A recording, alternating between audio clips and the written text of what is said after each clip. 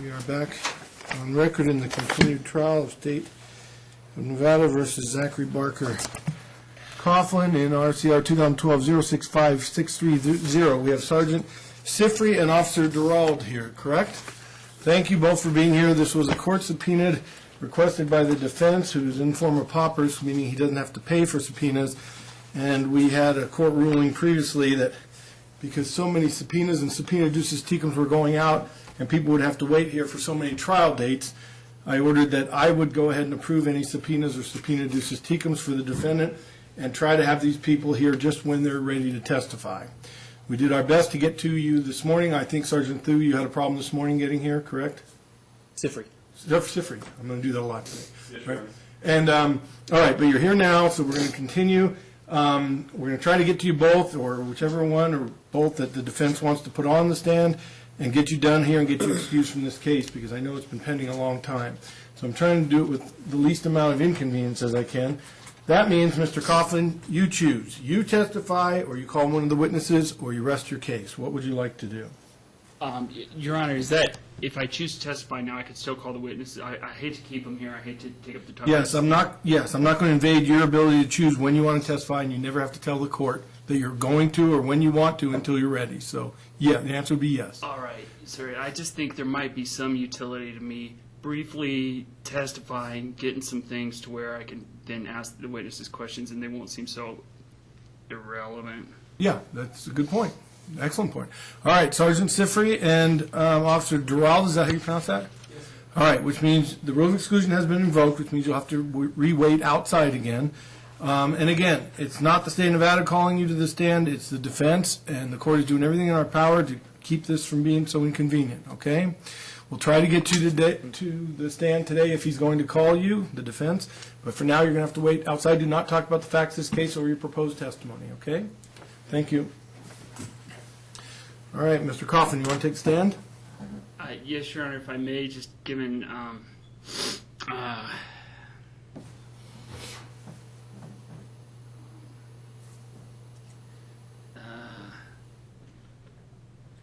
if I can receive, I don't know if it's called a ruling in limine or something with respect to, I think it's called transactional or use immunity. No, I see where you're going. Nope, none. Once you get sworn in, subject to full cross-examination.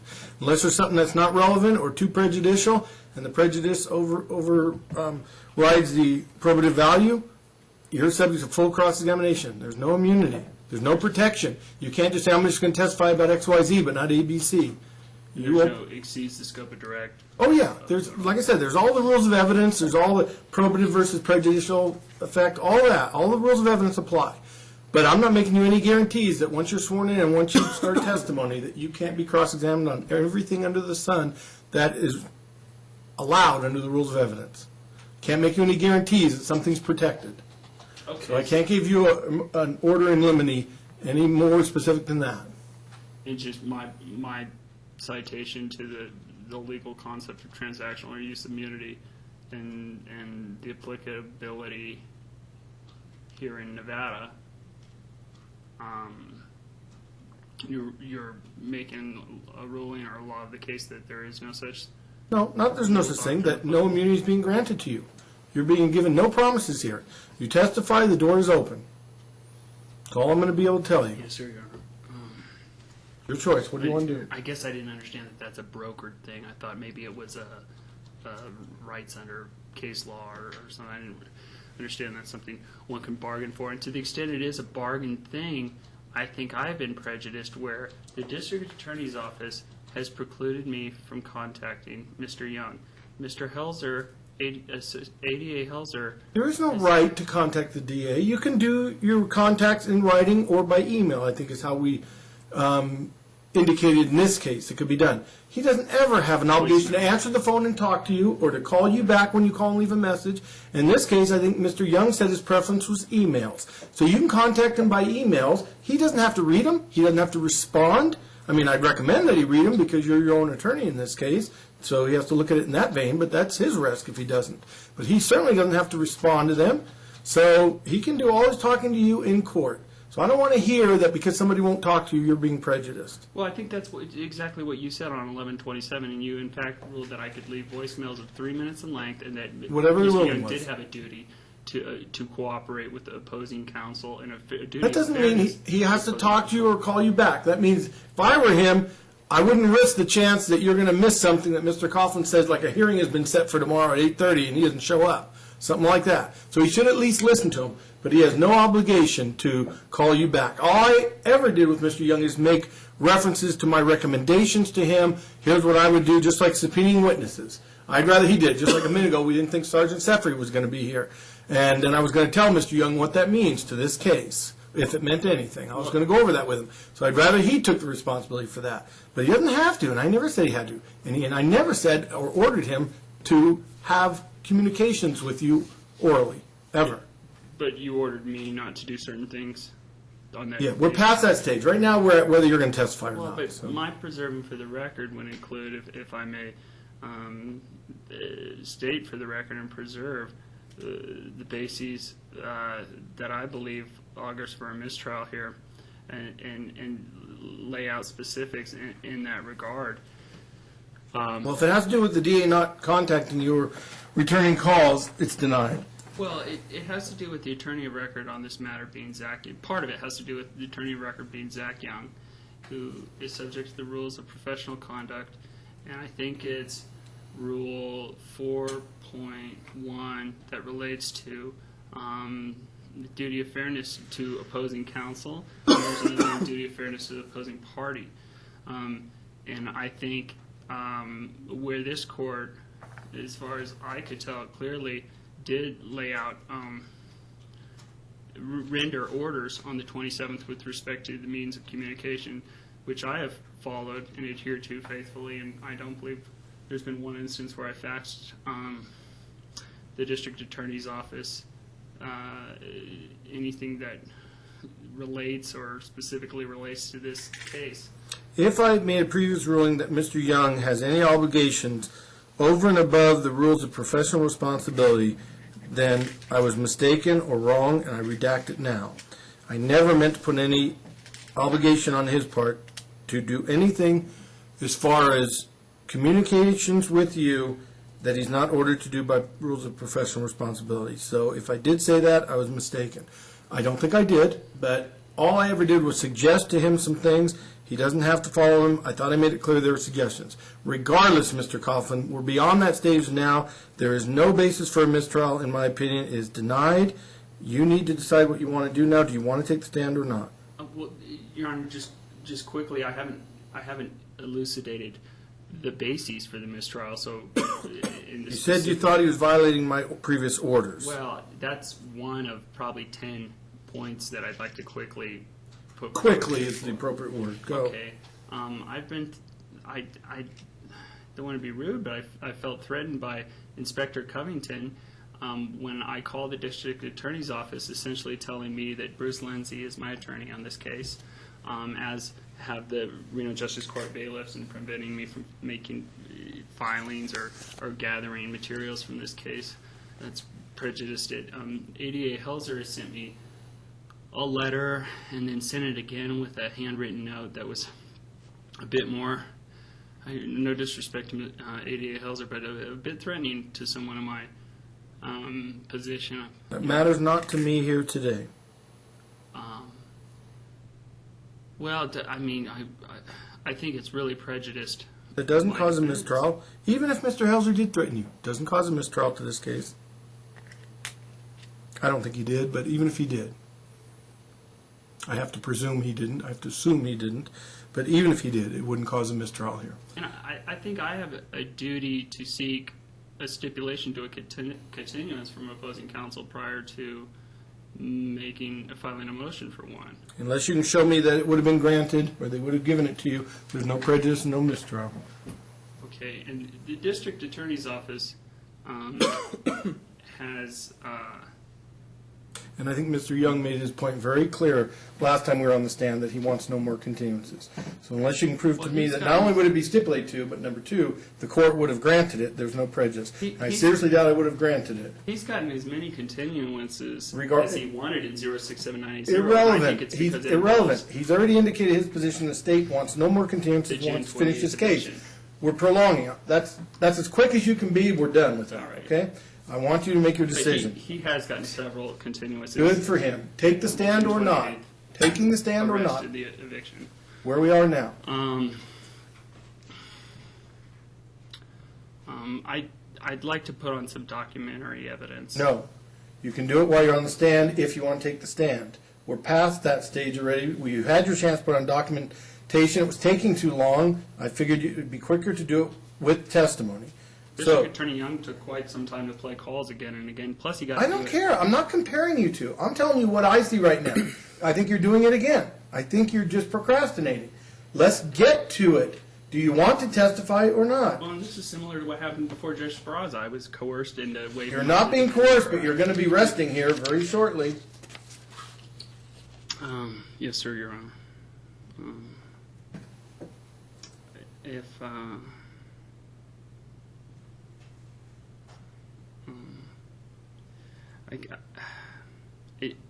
You said if I testify, I can enter documents while doing so? You can lay the foundation for them, have them marked, and offer them, yes. I would never stop you from doing that once you're testifying on the stand. What I found is, as a lawyer for your case, you are simply marking evidence to try to preclude us from going forward with testimony when we have witnesses out there waiting. So I disallowed it. Now, if you want to testify, and you want to put on documents while you testify and lay the foundation for them, fine. I'm not precluding you from putting on documentation, but somehow you have to lay foundation for this stuff. Yes, sir. And I have to waive my Fifth Amendment right to. I knew you were going there. No, I'm not saying you have to waive anything. You show me one more document you want to put on that doesn't require a foundation. In other words, I don't want just taking 10 minutes of the court's time to mark one exhibit, and then when you offer it, we find out that you couldn't possibly get that in without some type of testimony. So you show me one document. I'm going to give you one chance. Give me one document that you want marked as, where are we, Defendants 5? Yes. That you want marked as Defendants 5. And I'm going to see if that has any chance of being admitted without testimony. If not, then you're getting back to making your decision on whether to testify or not, or put on another witness. Yes, sir. Exhibit 5. Give it to the bailiff, please. Okay. Now. Can I describe? Now. Give it to the bailiff. I want to look at it. Feeling very intimidated and shut down. Well, you've deserved it.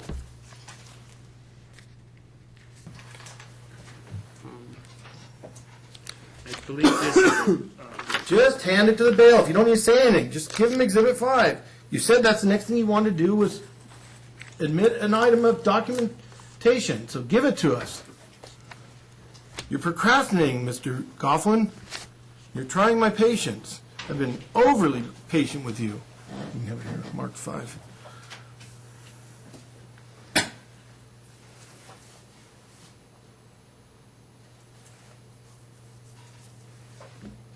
While it's being marked, Your Honor, was just shown that it appears to be a brief that Mr. Coughlin himself drafted. I would object.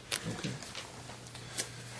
Exhibit 5, in the Justice Court of Reno Township, pre-hearing memorandum. I was told by the bailiffs this morning you wanted to file this. Is that correct, Mr. Coughlin? I don't know if this is it, but the bailiffs told me you had something this morning you wanted to file. right. No? After we broke for lunch? No, it was before that even. I said if he wants to file something, he can file it in court. That was my response. Even if it's in a different case? No, not if it's in a different case. Is this a different case? I'm a little confused because the show cause hearing on the 5th was supposed to be before you, but then it's the show cause hearing on the 5th in the administrative order Judge Speraza issued on 12/20 has seemed to been bounced around to 3 and maybe 4 different case numbers. All right, I see what you're doing here. We're going to file this in. And to answer your question, I've reviewed it very quickly. I've got more to do to review the whole thing. But I can tell you the contempt hearing you're talking about here was not an indirect contempt. It was a direct contempt in the presence of the court because you failed to appear. So you're citing all this about indirect contempt and whether the court has to file an affidavit and all that. This is direct contempt. I want to put that on the record. You were found in direct contempt And I did not have a summary ruling. I did not find you in contempt summarily. I actually had a hearing with Well, I was given Lindsay. written notice. All right. And we Enough have to said. be in the presence Enough said. of- I'm just going to file this in. This is not going to be Exhibit 5. I'm going to remove that, or we can put something over it. I'll remove it. This is simply going to be filed in now and be part of the court. So strike one, Mr. Coughlin. That is not something that should be filed in right now through your testimony. Well, then I seek to have it. It's filed in. It's not an exhibit. There's a difference, and you know the difference, so don't play games with me. Now, is there anything in this case that's an exhibit? I'm not even sure what exactly that is. I don't even know what it is, but I'm filing it in. It's obviously to the court. It's addressed to the court, so it's not an exhibit. We're filing it in. It is now filed in. You've presented it to the court over Mr. Young's objection. It's being filed in just to protect the record. Can you see it? Is that what you said? No. It's filed in the court now. It's part of the court. You mean you didn't even know what it is? You were coercing me and You- pressuring me. You authored it. I didn't ever say that. I would like to see it. Do you want to withdraw it now? Mr. Young is able to. Mr. grab Bales, his please case hand back him and place defendants 5. Do you want to withdraw it or not?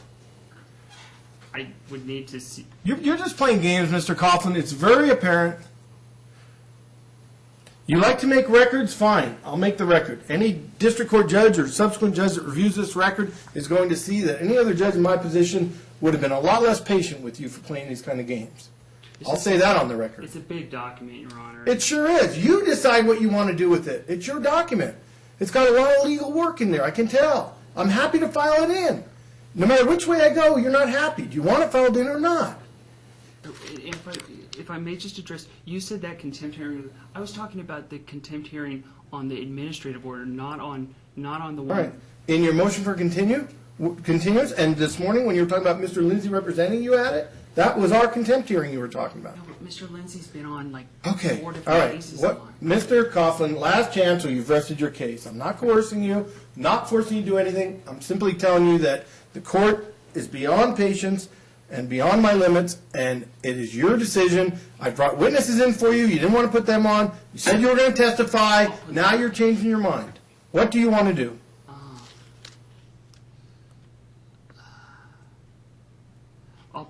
I'll call Officer Duralde, please, sir. All right, Officer Duralde, if we can get him, please, Mr. Bailiff.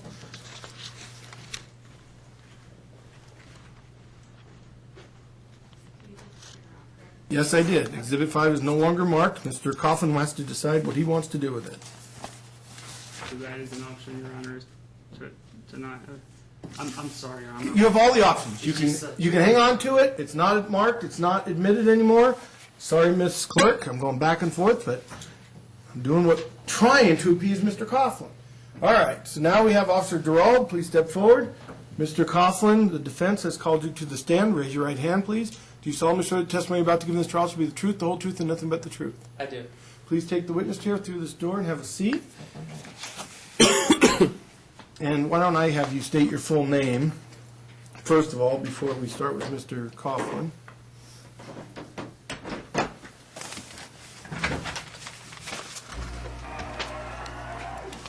Thank you. Full name is Nicholas Duralde, last name spelled Duralde, And your employment? the Reno Police Department, And what's your title or capacity? police officer. All right, go ahead, Mr. Coughlin. Good afternoon, Officer Duralde. Thanks for appearing today. Sorry there's been a wait.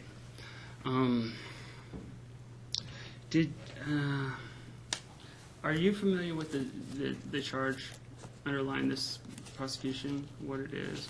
No, Do you know what a resisting, obstructing a public officer charge is? I'm familiar with the statute, yes. Okay. Do you recall an interaction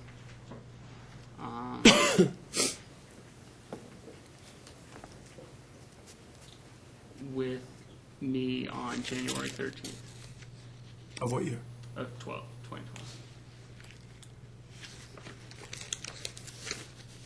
I don't recall the date specifically, but I remember a traffic stop where you were the driver.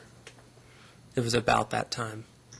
Did that happen by happenstance, or was I being followed for a while?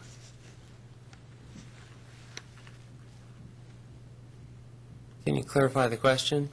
Did that happen just kind of I want to say naturally, but did you just kind of happen to be in the same area as me, and you happen to notice that there was some basis for pulling me over, and you happen to have 5 officers with you at that time, and it happened to be, say, just about an hour after I was released from jail, 10 minutes after the last bus left, and I took a cab halfway to right by the Heroes Museum, and then walked the rest of the way, and I was being tailed by the police, and then maybe there was a Richard Hill protection order involved that you and maybe some others on a sort of stakeout, I don't know, were watching to see if I would violate in attempting to move my vehicle from near. It's a long question, Mr. Coughlin. It's got to be shorter. Sorry, that's what I think I do. Does that refresh your recollection with respect to maybe an interaction with me on the 13th? I do recall a protection order that you mentioned, and that your car was parked nearby an address that was related to that protection order. Okay. And Your Honor, just quickly to address this, a long question. It's been a long year. It's been a long 18 months. We're not getting anywhere by asking long, convoluted questions. We just go backwards. When there's 15 arrests, it tends to lead to that. I'm sorry. Mr. Coughlin, what I can tell you is this. It's not a matter of whether you're arrested for something that may or may not have anything to do with this case, the protection order. The important thing for you and or your defense, if that's what you're putting on, is whether or not these officers used improper conduct to not only target you, but to arrest you or try you, go to trial, charge you for things you didn't do. It doesn't matter if they just observed you and watched you violate the law. They could stake you out all night long and surveil you until you break the law if they want to. So that's not the issue. The issue is whether there was some improper conduct that caused you to be charged with something you didn't do. That's, I guess, what your defense is. So this protection order, if they're investigating it because they were called by either, I think you said Richard G. Hill or somebody else to keep an eye on you, that may be proper conduct for them to do this. What you are considering as improper conduct. So can we limit it to some type of improper conduct, vindictiveness, some type of frame-up, conspiracy, something like that, if that's what you're trying to prove as a legal defense. Not just that they were following you or they had too many officers pull you over. None of that's going to be a defense. Okay, Your Honor. And I don't know if it would be called entrapment, but if a group of people with guns and badges and money and resources at their disposal just sit and picket somebody and a victim 8 times and kind of go around the law to do it, and then keep arresting the person and then maybe avoid the Fourth Amendment to do it, is that maybe a defensive or some sort of mitigating factor where the allegation is, I guess, the person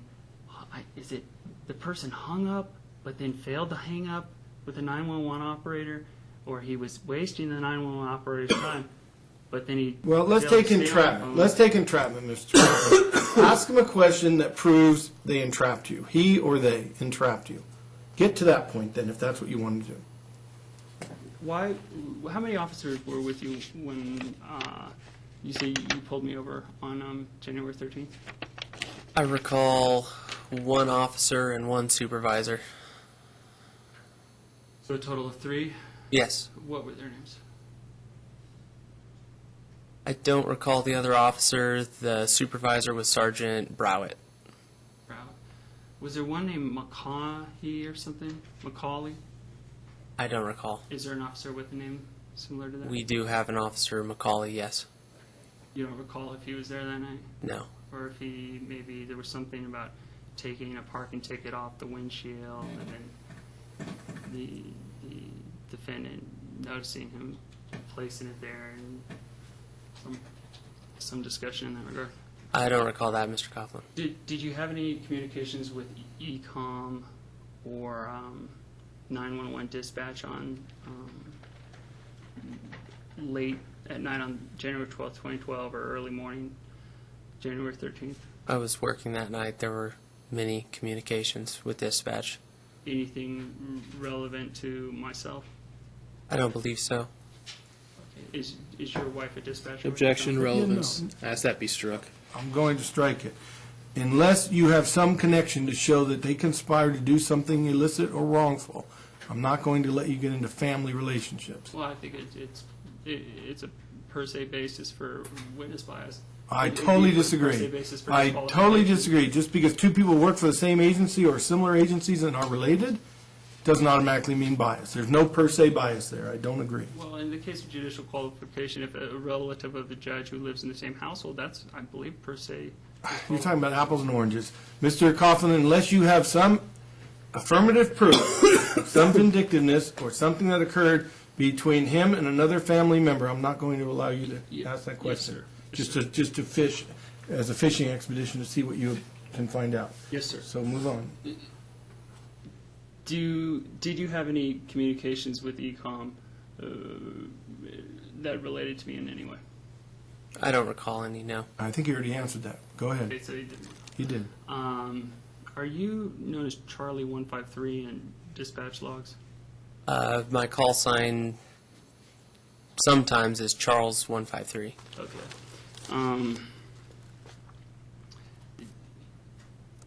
How did you happen to pull me over on the 13th? How did that come about? You mean what was the legal basis for it, or physically how do you do it, like lights and sirens? Which do you mean? Yeah, was it happenstance, Okay, legal basis. coincidental? Legal basis, you were operating a motor vehicle without a rear license plate. I don't think that was my question. I don't care. I thought your question was too broad, so I limited it. Now, go ahead with that answer. Anything else? Were you in that area near the 121 River Rock address for any particular reason? As I said before, we knew you had been released and your car was parked by an address related to a protection order. So I was in that area to see if the protection order was going to be violated. Okay.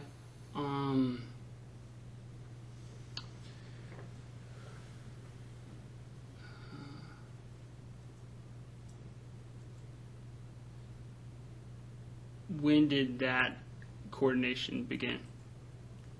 Approximately what time on the 12th? I don't recall. Who was involved in that coordinated effort to monitor me upon being released from jail 5 minutes after the bus left in 20-degree weather in a windy hilltop? Objection. Bar Boulevard? There's no facts. Those are facts, not in evidence. Just ask them who else coordinated this effort to investigate you, if you want to ask that. Okay. That's who coordinated this effort to investigate myself?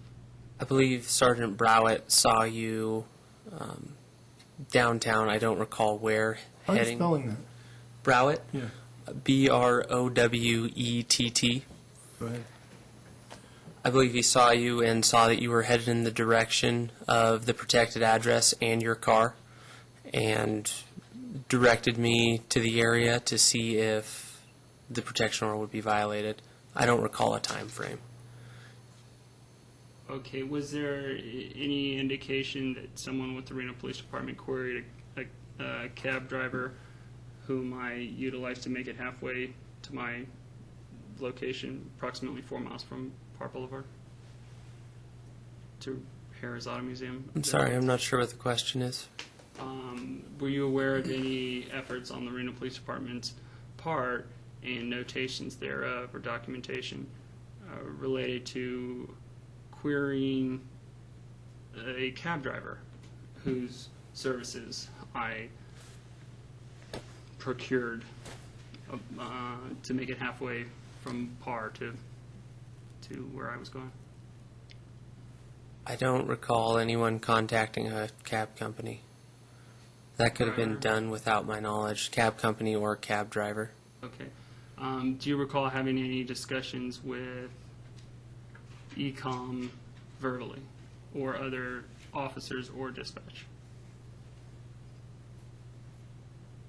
In regards to what? anything related to me. I did speak to my sergeant on the radio when he directed me over to the area of the protected address. Anything else? I don't recall anything else. Right. What did you speak to your sergeant about? What was the content of the communication? Objection, relevance. Overruled. Go ahead. What did he speak, not what did the sergeant say? Well, the content. What was the of conversation about? That's between the two? I don't recall the conversation specifically. Or could you recall it generally, or? Generally, I recall that my sergeant directed me to the area of the protected address to see if the protection order would be violated.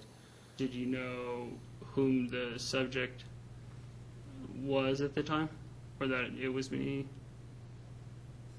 I believe I did know that it was you, yes. Did you recall my name or anything about me at that time? I do recall your name from prior contact with you. Can you describe that prior contact? You are. If he's asking about a separate case, I'm going to object to that. And frankly, I'm doing my best to keep out prior bad acts or possible prior bad act evidence, but prior acts, let's just call it that. All right, what's going on, Mr. Coughlin, is what we did earlier today that I got a little concerned about when Mr. Young argues and objects for relevance. I say I'm going to let you go, and then you end up objecting to the witness's own answer as being irrelevant. And I got really upset about that. So we're trying, when I say we, the state and the court is trying to protect you from putting in evidence you may not want to put in, number one. Number two, there really is no relevance. There's also a relevance argument here, or objection. There's no relevance to what happened in those prior cases between you and this officer and potentially others, unless you can plant that seed that there's some violation here because they have a motivation to get you back because you did something to them in the past, or some motivation here to where they're lying, vindictive, not just possibly biased because they have a wife or a relative on 911. You have to plant the seed that your defense is that they conjured up false charges. So going into a past event where he had contact with you is not going to get there unless you know something I don't. But we've already done this with previous witnesses, and it was a big waste of time. Yes, sir. So let's stay with the 12th, 13th, and 14th. Just beyond the conjuring of false charges, it seems as though now we've established another potential legal basis in terms of some, I don't know if you'd call it antagonizing someone. No, antagonizing is not enough. Investigating is not enough. Surveilling is not enough. They may have had every legal right and, in fact, a legal duty to investigate you based upon this protection order. I don't know. But unless they've done something illicit, it's not going to come up to a defense level. It's not going to come up to a level of a valid defense. I'm considering entrapment. You mentioned that. I'm going to definitely consider that. But not based upon this fishing expedition over past occurrences. Because the first question you say is, describe that event. And then you go into about 20 more questions of that event from before January 12th. And we waste a lot of time because it gets nowhere. So unless you know where it's going and you have some proffer, or you say, Judge, just give me a little leeway, I think I can match this up, which you haven't been able to yet. So I'm not letting you try anymore. We're wasting too much time. Well, just a simple proffer, Your Honor, is that if it's established that the calls in the mid-range of these 18 calls occurred after Officer Duralde and 4 to 5 other uniformed officers pulled me over, say, a block or two from where I started my car up to drive home at probably 1 in the morning on the 13th, that they all pulled me over so soon after what I think most people would be kind of startled and upset to be arrested for jaywalking, custodial arrest, that is a confluence of factors and scenarios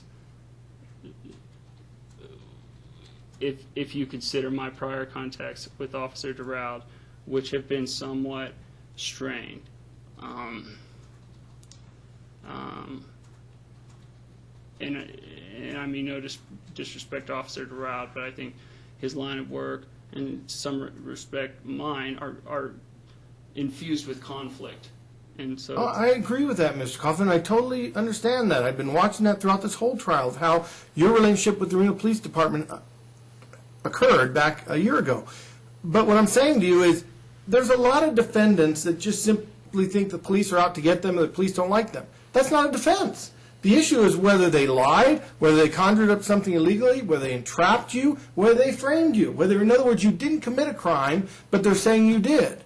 Not just that they seem to want to follow you because you don't have a license plate or a license plate light, or they want to follow you because you're subject of a protection order. That's not going to meet up to a defense. Yes, sir, Your Honor, and I think I'm dialing it in, I hope, a bit to the extent that this mid-range of calls, it's my understanding what the state put on and what maybe not so much pled by the complaint, which would be a lack of notice and that I might argue, but the mid-range of calls, the crux of the allegations supportive of the material elements of these charges are that basically hung up on 911 operator, allegedly, then maybe stayed on the phone too long, failed to answer questions. This is all for argument. This will be the final closing arguments, Mr. Coughlin. Well, right now, this is your witness. Unless you make some points rather quickly, we're just wasting time. And I'm trying to, but the court, Your Honor, is indicating that I think there's a relevance issue. And my proffer would be that the reaction of someone subject to those sets of circumstances, and the court hasn't been told about the interactions or the conflict with Officer Duralde, but the reactions of a person and the judgment here of this law as applied to their behavior, I think necessarily has to take into account the context in which their reactions are occurring. I don't think the law views that in a vacuum. No, you're absolutely right, but the conduct still has to be reasonable. Not something that just you specifically felt you were endangered because of, as Sergeant Lopez mentioned, paranoia. That was her word. And so it means a reasonable person in your shoes would feel the need that there's an emergency and the need to call 911. You're right. I will have to decide that. But not simply whether you subjectively believe irrationally or unreasonably that there was a need to call 911. Otherwise, no one could ever be convicted of it. They could just come in and testify, I felt the need to call 911. Well, that's the language right from the statute, actual or perceived emergency. Right, perceived to a reasonable person. Well, I don't even think it says to a reasonable person. No, it doesn't say that word. No, you're right. All right, let's move on. Go ahead and ask questions of Officer Duralde. Okay, and just briefly, if I can establish the little basis, a little maybe tough history between Officer Duralde and I that would, when you have that same officer pulling you over shortly after you trek in the cold, very cold January night to your car after being released incident to a custodial jaywalking arrest outside your former home law office, which you were summarily evicted from in violation of Nevada law, and that you were a commercial tenant, and such is impermissible where Richard Hill only pled a no-cause non-payment of rent. I'm sorry, Your Honor, am I getting off track? I'm not saying anything. I'm listening. Go ahead. Okay, I just don't want to... I wasn't even looking at you. I was looking down at my paper. Yeah, okay. But ask a concise question. I don't know where you're going. Were you aware of any complaint filed against you by myself on January 7th? No. January 7th of which year? 12. 2012. You said no. Go ahead. So 5 or 6 days before the pullover on the 13th. 4 or 5 days before the custodial jaywalking arrest on the 12th. And 7 or 8 days before the misuse of 911 gross misdemeanor arrest on the 14th. And his answer was he's not aware of a complaint being filed on or about January 7th, 2012 against you by him. No, I'm not aware of any complaint filed whatsoever. Okay. Ever by me about anybody associated with the Reno Police Department? No. You asked him about him. Okay. I'm not worried about the other officers, so I'm going to not allow that question. Yes, sir. And when I'm saying complaint, is that narrowing your answer down? Just any sort of written or verbal communication to anybody associated with the Reno Police Department relative to you were in dissatisfaction about, maybe not you personally, but a particular instance or approach you took in a particular setting? You aware of anything like that? No, I'm not. Have you ever seen any videos of any arrests you made on YouTube?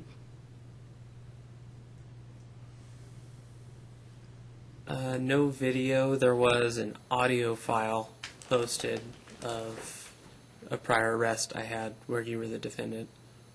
And was it troublesome to you that your testimony at that trial was the hearing of the buzzing of the phone yielded you the probable cause to make a search Connection, incident there relevance, too, but the getting audio into file Too buzzing. convoluted. Too convoluted. He's already established that Gets he's aware into of an the other audio. case, which we Yeah, it sounds like a different Well, case anyway. It's not my fault they relate to each other. He's They don't aware of an relate. audio that you filed or that you made. It sounds like he believes you made. He's aware of an audio tape from an arrest that you made in another case. Now, the next step is whether that has affected him or made him so biased or prejudiced against you that he falsified evidence or did something illicit in your case. All right? That's where you need to go if you can get there. Okay, and it does. Just my understanding, it doesn't need to be something as egregious as falsifying evidence. It could be maybe antagonizing. I'm not going to answer that. You need to show some type of retaliation, some type of improper conduct based upon retaliation or vindictiveness due to that video and his knowledge of it, if that's where you're going. Okay. Officer Duralde, were you aware of any 911 calls being made by myself during or around the time you conducted a traffic stop on the 13th, January, on 2012? If by aware of you mean did I have probable cause? No. Did you have a discussion with some other RPD personnel, be it a supervisor or otherwise, as to whether or not there was sufficient probable cause to make a misuse of 911 arrest on that night? No. Why did your previous answer relate to that? You were suspected of calling 911 repeatedly and inappropriately from a telephone at a 7-Eleven near the Washoe County Jail, but that was the only information we had. There was nothing further to act upon. Okay, and I guess my previous question to which you answered no was, had you had any discussion of whether there was sufficient probable cause to effect a misuse or other sort of arrest, and you answered no? Is that correct? As I understood the question, it was that this specific officer had enough. That's how I understood it. Okay. Were you aware of any discussions, either that you were a party to or that you heard of, or that you had knowledge of that night, respective of whether there was probable cause to effect any sort of arrest? Objection. Now we're getting to legal conclusion again. Well, I think he's an expert in that regard, so there's some utility to have. If the It's question more is than just that. No, it's okay, Mr. Young. It's more than just that, Mr. Well, what? I see one basis it could be used based upon, depending on what the answer is. So I'm going to let him answer that. Do you remember the question, Officer Duralde? If he could clarify it. Discussions that he heard or that he was privy to among RPD officers about probable cause for the arrest on the 12th of January from the 7-Eleven up near Park Boulevard? Yes, sir, and even maybe on into the early hours of the 13th. Because it kind of took place, I believe, the pullover maybe into the 1 a.m., 2 a.m., something. And about whether there was or wasn't probable cause for the arrest of you on 911 misuse, correct? Yes, sir. I'm going to allow that. Can you answer that? I'm not aware of any discussion about that. I mean, discussion could include any typed or text messages on your EDT or your... The computers in the car? Yeah. No, I have no messages about anything of that nature that I recall. But you were aware of some allegation of potentially, prior to the pullover, I don't know if it was on the 12th or 13th, it was around midnight, I assume. You were aware prior to the pullover of some suggestion that there had been some misuse of 911 outside of, at a payphone outside of 7-Eleven by Parr Jail? I was aware that you were suspected of calling 911 inappropriately. Prior to the pullover? Yes. Okay. Did you have any conversations with anyone that night or other communications wherein the nexus between yourself and I was referenced, given our past interactions with each other. I don't recall. Is if I had recordings of the communications between yourself or other officers in dispatch, would it reveal anything to the effect of, oh, that's that guy, that's that idiot lawyer guy that gave Duralde such a problem, or that's the iPhone lawyer guy thing? You're getting too many specifics in there, Mr. Coughlin, and let me say it again. Even if he did say that or hear that, either way, it doesn't make it an improper charge. It doesn't mean you can't be guilty of these charges. So it's not a defense how they felt about you. It goes to the weight of the evidence and the weight of his testimony and the legitimacy of You called him. What are you trying to say? His testimony doesn't have any weight? No. It's your witness. No, I'm not saying that. It but I'm doesn't go saying to the weight of this officer's testimony, whether it's believable or not. Not at all. I'm not seeing a frame-up. I'm not seeing some type of conspiracy. Until and unless you can prove that, I'm not going to allow these types of questions. Well, and I don't know that in this, and I got into it earlier with respect to the reasonable person's behavior, and even not a reasonable person, but just if the person themselves actually perceives some emergency, and I think feeling threatened. If it's reasonable, I still think it has to be reasonable. That's my interpretation of that statute. Okay, so otherwise, nobody could ever be convicted of that charge. It would never make sense to have it be so subjective that everybody could just come in and say, I perceive there's an emergency because someone shined a flashlight at me. There has to be some type of legitimacy to the emergency. There has to be an emergency. Someone having been arrested 15 times. I'm not going to answer that. Okay, but there's ancillary facts that could be supported. A lot of people don't trust the police. It doesn't mean they can fight when the police are investigating. It doesn't mean they can attack the police. It doesn't mean they can resist and obstruct or delay. Okay, but it might make them weary when 911 operators are telling them, one, the police are never, police misconduct or fear of the police is never appropriate subject matter for a 911 call. Well, I don't have all the evidence before me, obviously, right now, Mr. Coughlin, and maybe we'll have to go back to these witnesses, but we're wasting way too much time going into these what-ifs. Okay. So I'm going to stop it. Your Honor, can I ask Officer Duralde, just to clarify, he might have answered this, if he had any actual percipient witnessing or knowledge of myself making any 911 calls, either during the pull, I imagine that would be the only opportunity. Certainly you can ask that. During the pullover, maybe you overheard some on your radio, if I did in fact make any such calls. As I said before, you were suspected of making inappropriate 911 calls. That's the only knowledge I have. Okay, so you didn't, when you did the pullover, you didn't witness me on a phone or anything of that sort, or you didn't hear me saying something loudly or saying, maybe sounding upset or critical towards someone who may have been a ECOMM operator or dispatcher? No. Okay.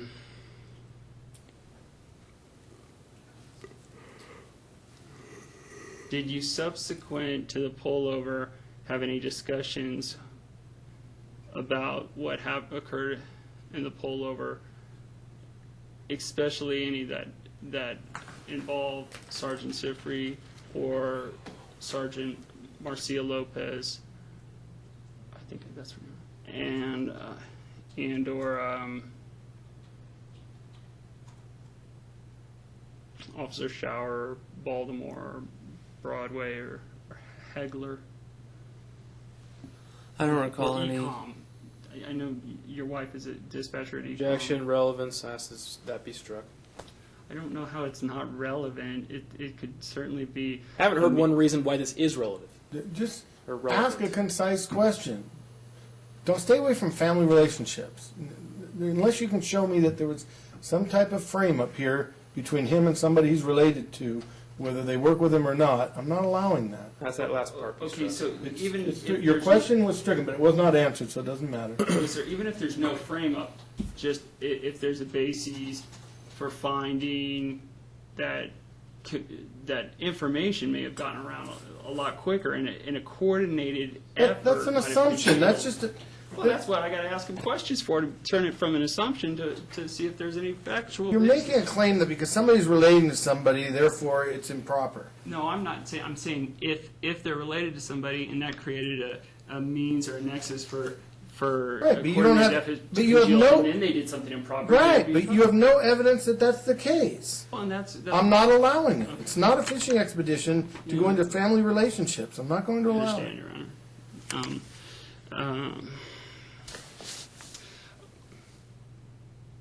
After the pullover, did you have any communications or become aware of any subsequent, or previous or subsequent, especially subsequent though, conduct or circumstances involving me in either obstructing or resisting a public officer or misuse of 911? Or any sort of conflict-ridden interaction with the law enforcement?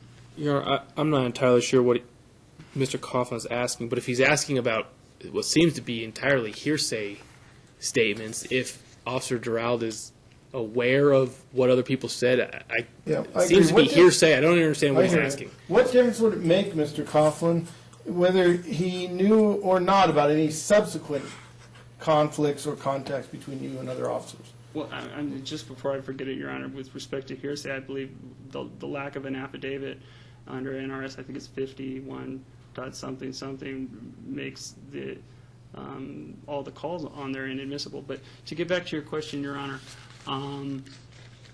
We had a live witness to the calls. We didn't necessarily need an affidavit.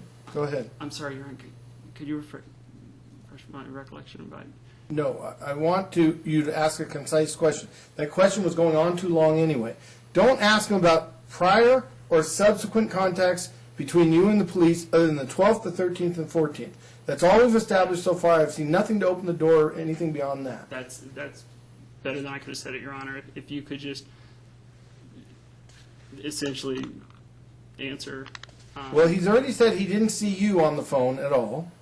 on the late at 9, 12, 13, something like that. 14th. So how much further than that do you need to go? Well, I don't know that Officer Duralde had any eyewitness knowledge on the 14th. That, I believe, has been suggested that occurred at a condominium on East Ask Main your Street. questions and wrap it up. We're spending way too long on this witness already. So, subsequent to the pullover, but only up to, say, through the 14th of January 2012, are you aware of any interactions or information related to me in any way? But what difference would it make even if he is? Well, I think there's kind of an arc here, a story arc where you got the initial arrest and you got the eviction. Then starting on the 12th of January, you got a custodial jaywalking arrest outside of the formal office where the eviction took place. Right. We Then, know all these like- things happen. It doesn't matter that he knows about it. If some of the things happen to other officers or with other officers, it doesn't help you at all for him to say he doesn't know about those things. Well, I think the extent to which there's triangulation and coordination going on in a congealing of a group sort of approach to an individual who's in a very fragile place in their life. Well, it's not improper for police to have communications about prior or subsequent conduct. It's not improper. It's not suggesting a conspiracy either. So I'm going to sustain the objection. Well, to send out 5 officers if a cat's up in a tree might kind of Nope. affects- That's how you believe. That's how you interpret it. But it's not how I interpret it. It's possible 5 officers could mean something illicit, but I haven't heard anything to suggest it in this case. So, Well, but how they interpret it is necessarily relevant to whether or not they were being obstructed Yeah, and- or resisted. right, and you're saying the person that observes it thinks he's going to be killed by the police, so he has a right to believe he's in an emergency? Is that what you're saying? I'm talking more about how the police feel about how the person's reacting. Well, you don't know, even if they had 5 officers, or even if they had guns drawn, you don't know why they did. You can't connect that dot. You don't know why they might have had 5 officers. Unless you can get an officer to say it's because we're going to frame you and we need 5 witnesses. I don't see the Well, then relevance to that's this. where that last question relative to any, are you aware, and you're No, smirking. but you're talking Officer about Duralde. subsequent Officer conduct. Duralde consistently smirks at me in court. All right, Mr. Coughlin, you're talking about subsequent conduct. So even if you found out about something subsequent, it can't be used to show there's a conspiracy to improperly or frame you or arrest You you. just told me to ask the question that you just objected to me asking. I don't agree with that. But ask a concise question, not about prior or subsequent conduct. Ask, you asked about what he knew from other officers. There's no relevance to that. Ask about what he knows between the 12th, 13th, and 14th, and I think we've already gone there. I wonder if you know how much money you've cost the city and the county and lost resources. Objection, Your I Honor. sustain that too. It's not relevant to this, and it has no bearing on my decision in this case whatsoever. I just think an ego-driven arrest. I don't, doesn't stop necessarily- explaining, I don't want an explanation on it. Any more questions, or pass this witness? The question would be, did you have any communications between the pullover and through the date of January 14th, 2012, with anybody either in dispatch, ECOMM, or the Reno Police Department in any way related to myself? I don't recall.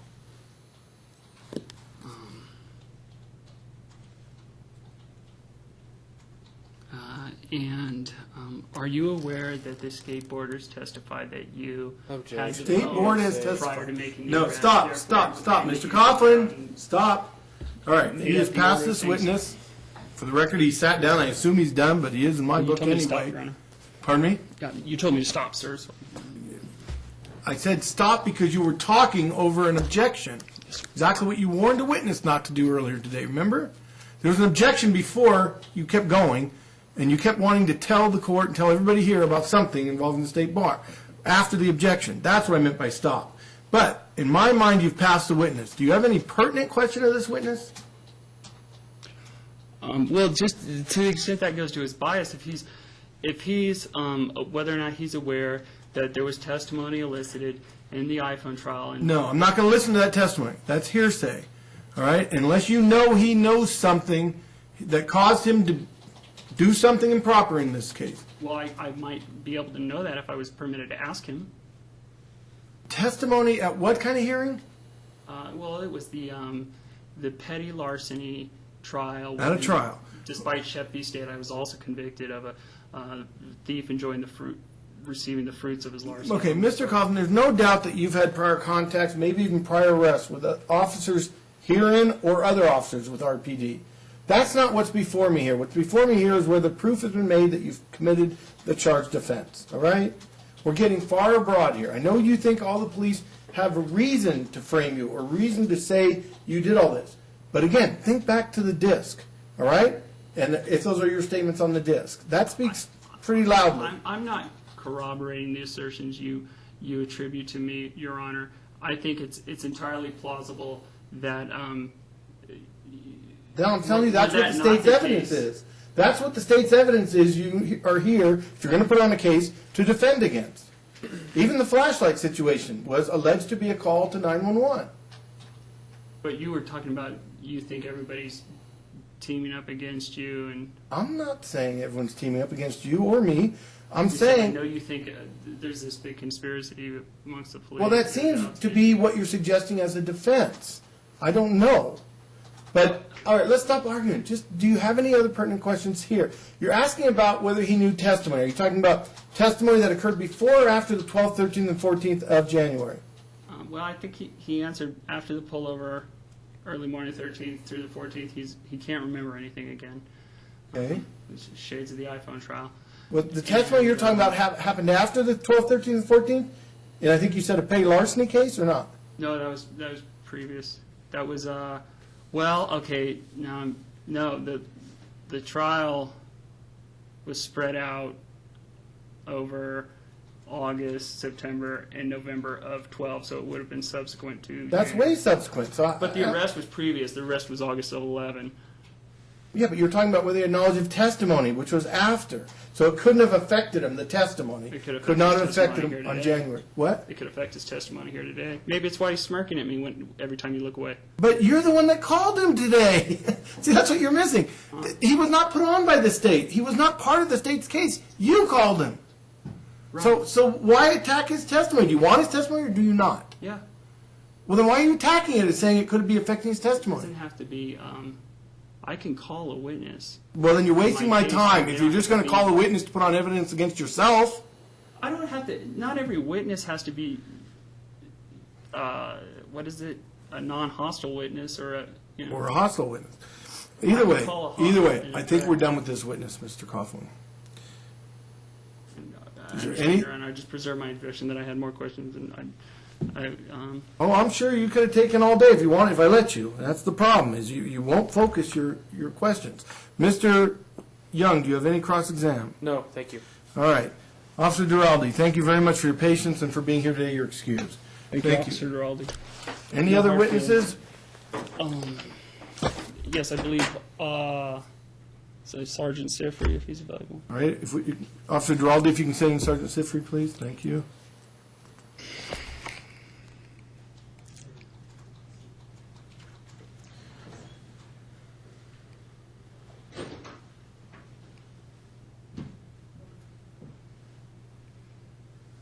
And, Your Honor, just to the extent that any prior bad acts was broached, the iPhone matter involved. I believe the state was going for a lost, mislaid property, abandoned property as larceny type.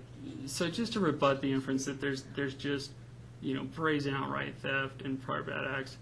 I don't know to what extent.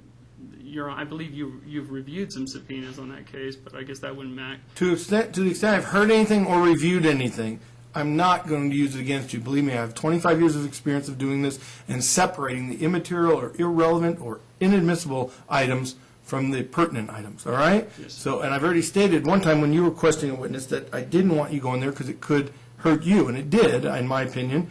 So I told you I would strike that from my memory, all right? I've also stricken completely from my memory the testimony of Ms. Beechler, I think it was. None of that's going to be used against you. All right? I'm very good at separating those, and it's in my notes when something gets stricken or taken out. All right? So we have Sergeant Sifre, please raise your right hand. Sir, do you solemnly swear that the testimony you're about to give in this trial shall be the truth, the whole truth, and nothing but the truth? I do, Your Honor. Please step forward through the little door here into the witness seat.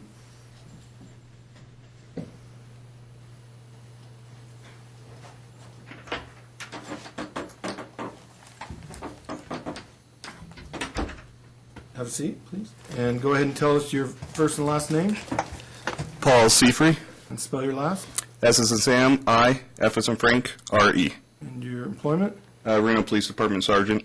Thank you. Go ahead, Mr. Coughlin. Hi, Sergeant Sifre. Thanks for being here today. Thank you. I'm sorry it looks like you had to wait maybe longer than anybody, so I apologize for that. Sorry, we're here today. I waived any civil claim I could possibly bring against anybody. I tried to broker a global resolution. I just wouldn't get No, past all this. Mr. Coughlin, you know that's improper. Just ask questions. I don't. I'm not a criminal defense Well, attorney. you should know that's improper. Just ask I'm questions. a I've already private told attorney. you. I've already told you twice. I don't want to hear about any plea negotiations. Go ahead. Ask questions. Yes, sir.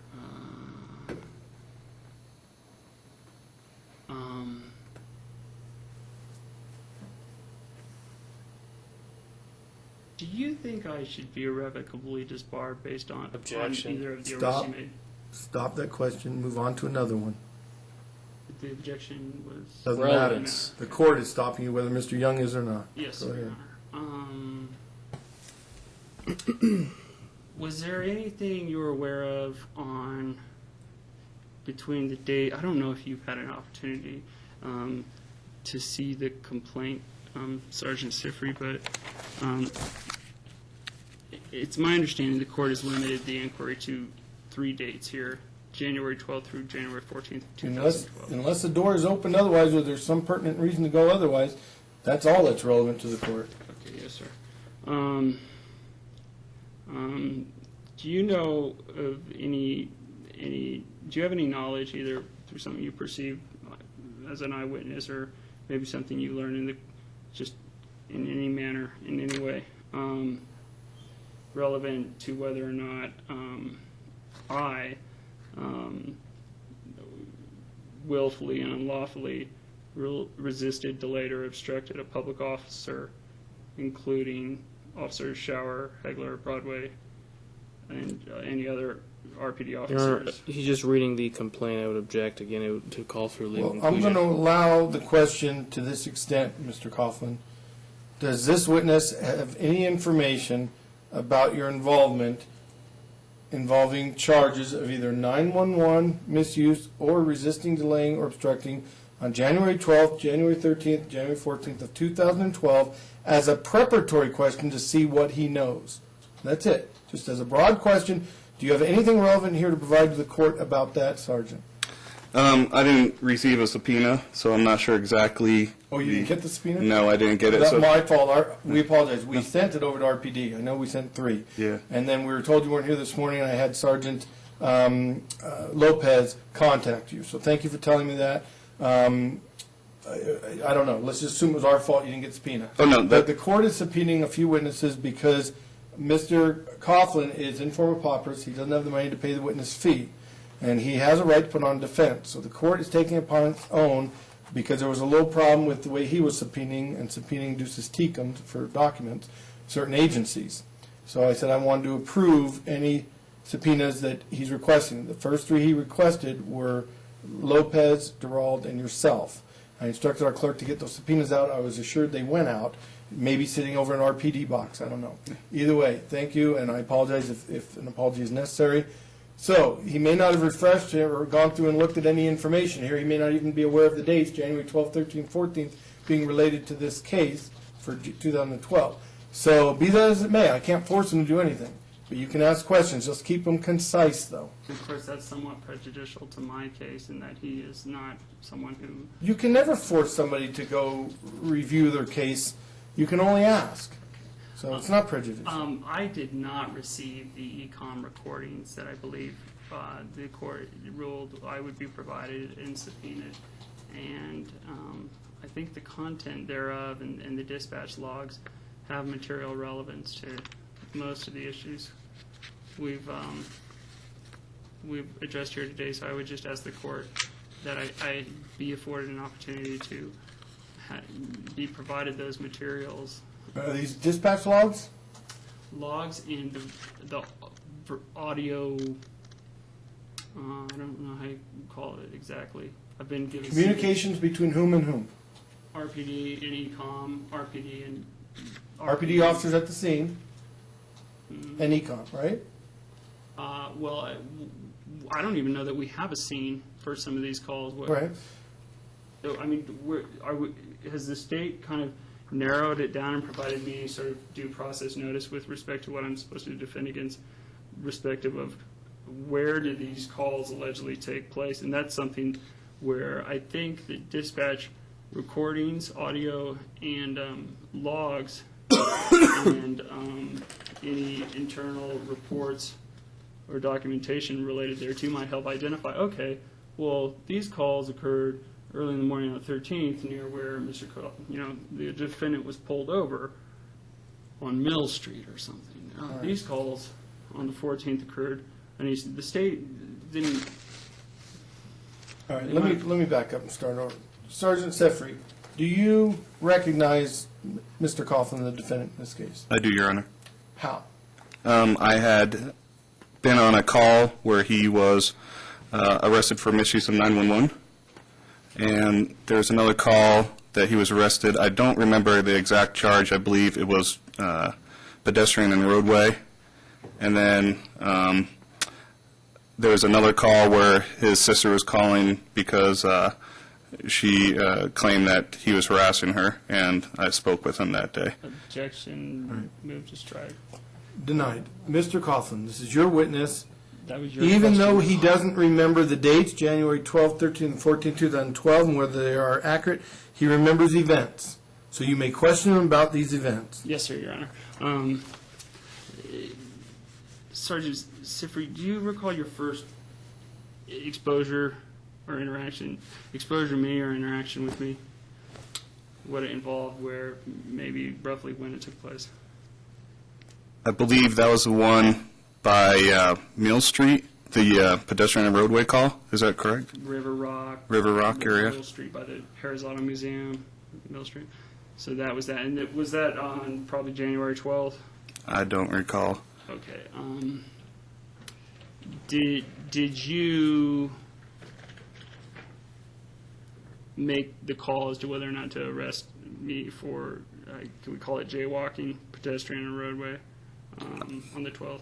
I don't remember the exact charge. The officers on scene made the arrest. I was a supervisor, so I authorized it. So, just in kind of layman's terms, who made the call? I don't remember the officers that were on scene besides myself. If it was Leedy and Look, and maybe Hollinsworth initially told me, hey, you're not breaking the law or whatever, but, you know, and maybe this found its way into the state bar's complaint. You're not breaking the law or whatever, but maybe move on. I'm going to strike that entire question. Ask them a concise question. It doesn't have to do with the state bar or any other assumptions, okay? Okay. Just, Well, and I just think that's relevant to the extent that you may think it's Judicial relevant. Secretary Lori Townsend of the RJC. No, stop it. said Mr. the Coughlin, state bar stop introducing all this improper that is material. she said, No, you cannot. I was Just entitled to stop talking. representation Now, on stages. the last thing I want to do is gag somebody who's representing himself. It's the last thing I want to do. Ask questions of Sergeant Sifre. Yes, sir.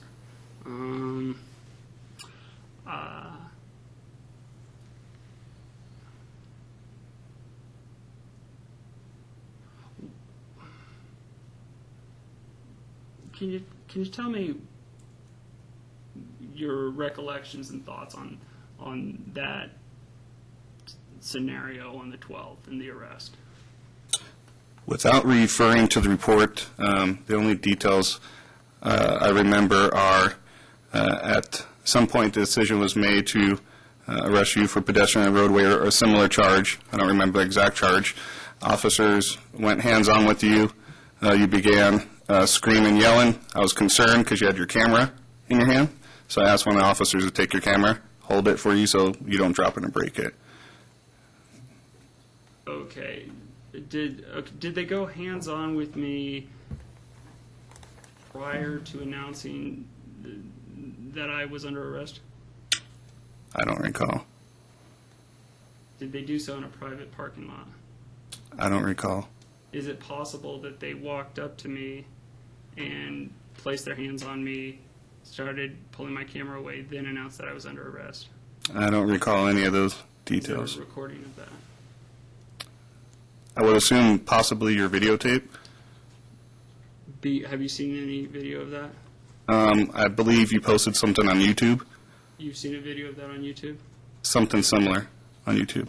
Do you recall, does that refresh your recollection as to whether there was any, hey, you're under arrest, or was it maybe part of their training is, you want to establish your safety if you're going to arrest somebody, then announce, maybe get the jump on them a little bit.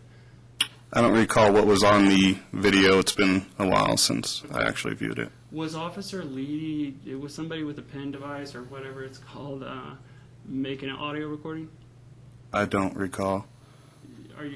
You don't know whether or not there's an audio recording of the arrest or moments immediately subsequent thereto? No, I don't know. Okay. Now, when you were recalling the events of the 12th, it seemed like you started out kind of placing us there, and then they went hands-on with him and arrested him, and his reaction was such, but you skipped past why, who, what, why, when, and where, and what led to the decision to make a custodial arrest for jaywalking. Correct. I don't remember any of those details without referring to any reports. Okay. Zach, do you have that report? I don't think so. I wasn't able to afford my antidepressants for a while, and things have gotten really kind of upended, so I don't have many of my trial materials here, plus think I I'm have it. afraid to carry Mr. a Coughlin. computer into the Reno Justice Court for various reasons. So I don't know if I do have that arrest report from the 12th. I recall it was Officer Leedy, who was then a trainee, who filled it out. And, have you seen any any videos in the moments before the arrest, either on YouTube or something, maybe featuring Officer Hollingsworth or something like that? The only two videos I recall viewing were the video from that River Rock call and a video from, I believe, the Wtihin address. Wtihin, would that be East 9th Street? Or East 9th Street, yeah. With the apartment that you were in with the two females. Sage and East 9th Street.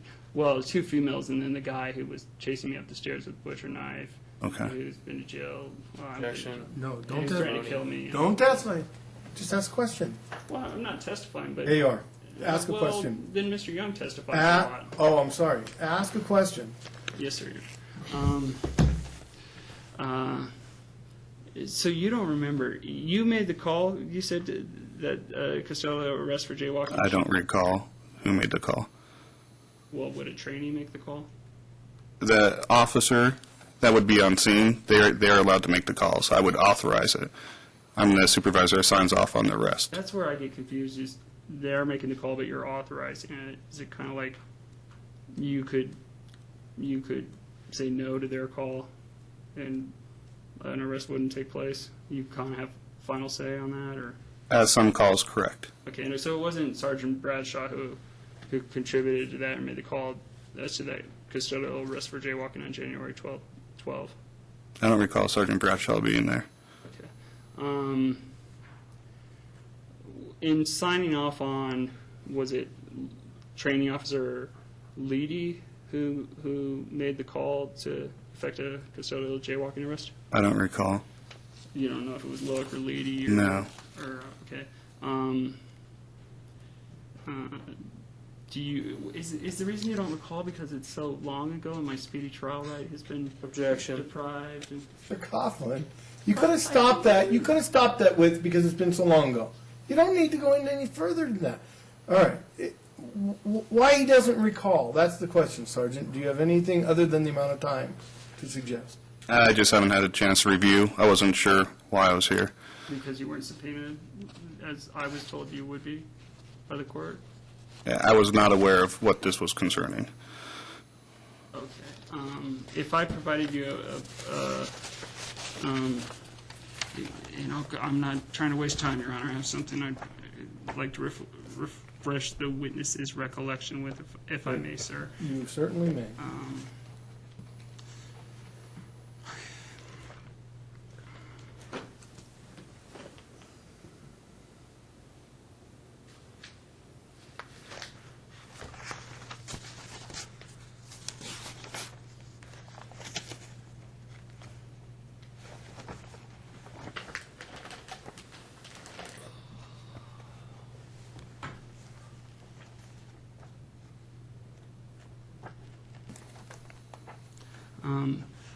But while I'm doing this, Sergeant Sifre, do you recall anything about the January 14th gross misdemeanor misuse of 911 arrest? Is that the one that we were talking about on East 9th? East 9th, yes, sir. Okay. I do recall some of those details, yes. Could you indicate what those are? I don't remember exactly why we got called there. I do remember when we showed up, there was one, possibly two females on scene, and yourself. I believe the officers that were doing the investigation stated that they put an ad out on Craigslist. The two females, or female put an ad out on Craigslist. You answered it. You became a roommate. And then, according to them, exhibiting bizarre behavior. Something occurred that night, and we were contacted.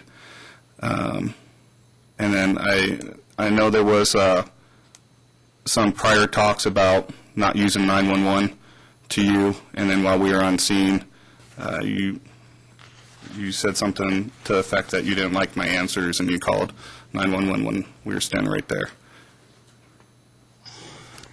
Or something similar to that. You said you knew there was some prior talks about maybe misusing 911, Yes. and it was communicated to me, hey, cut it out, something like that.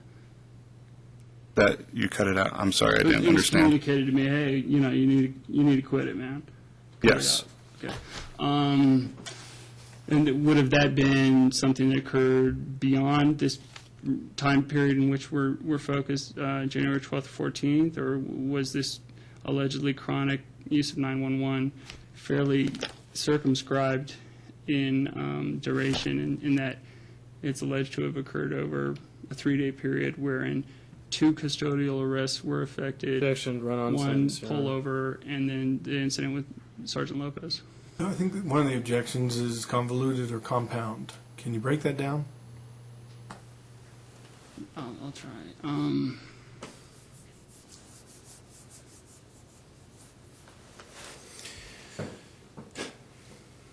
Do you have any idea what I just asked Well, you? I'm blanking on it. I had a question on the previous question and answer. Did I hear Sergeant Wright, and what's your question?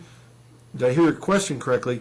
That this witness, Sergeant Sefri, told you to cut out making the 911 calls? Did I hear that? No, I didn't assert that. I don't think he did. What, I missed Maybe the he question is. before then.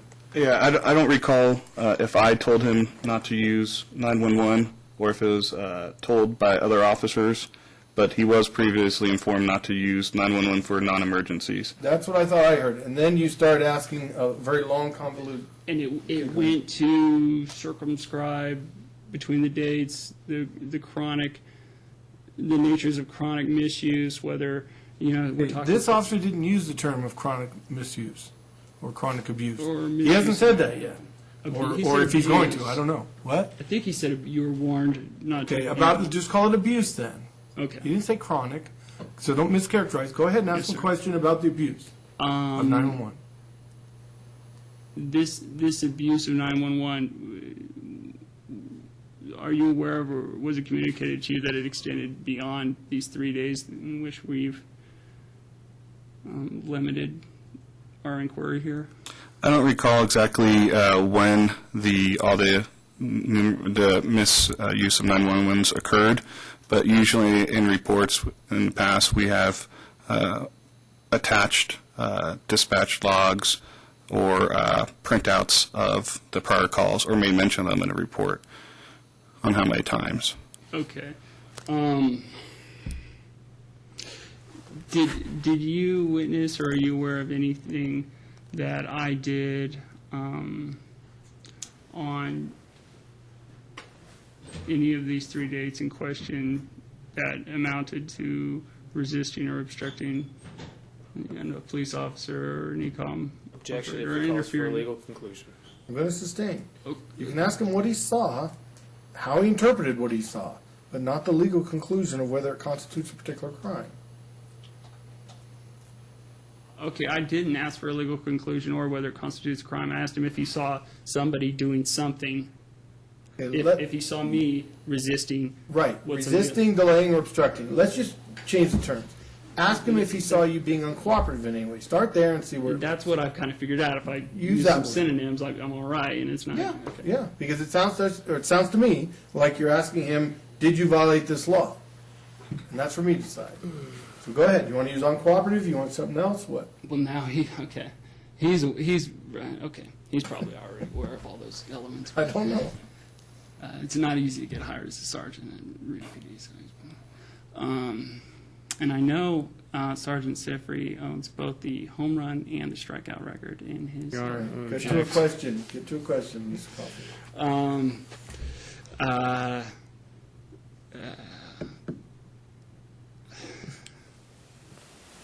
Okay, I was trying to get. I'm going to change the terms.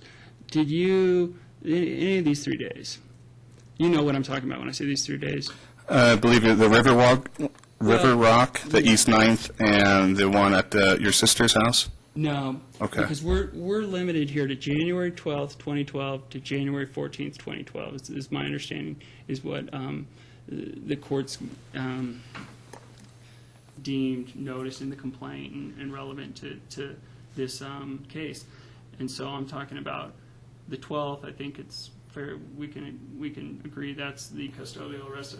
I mean, that's the jaywalking River Rock.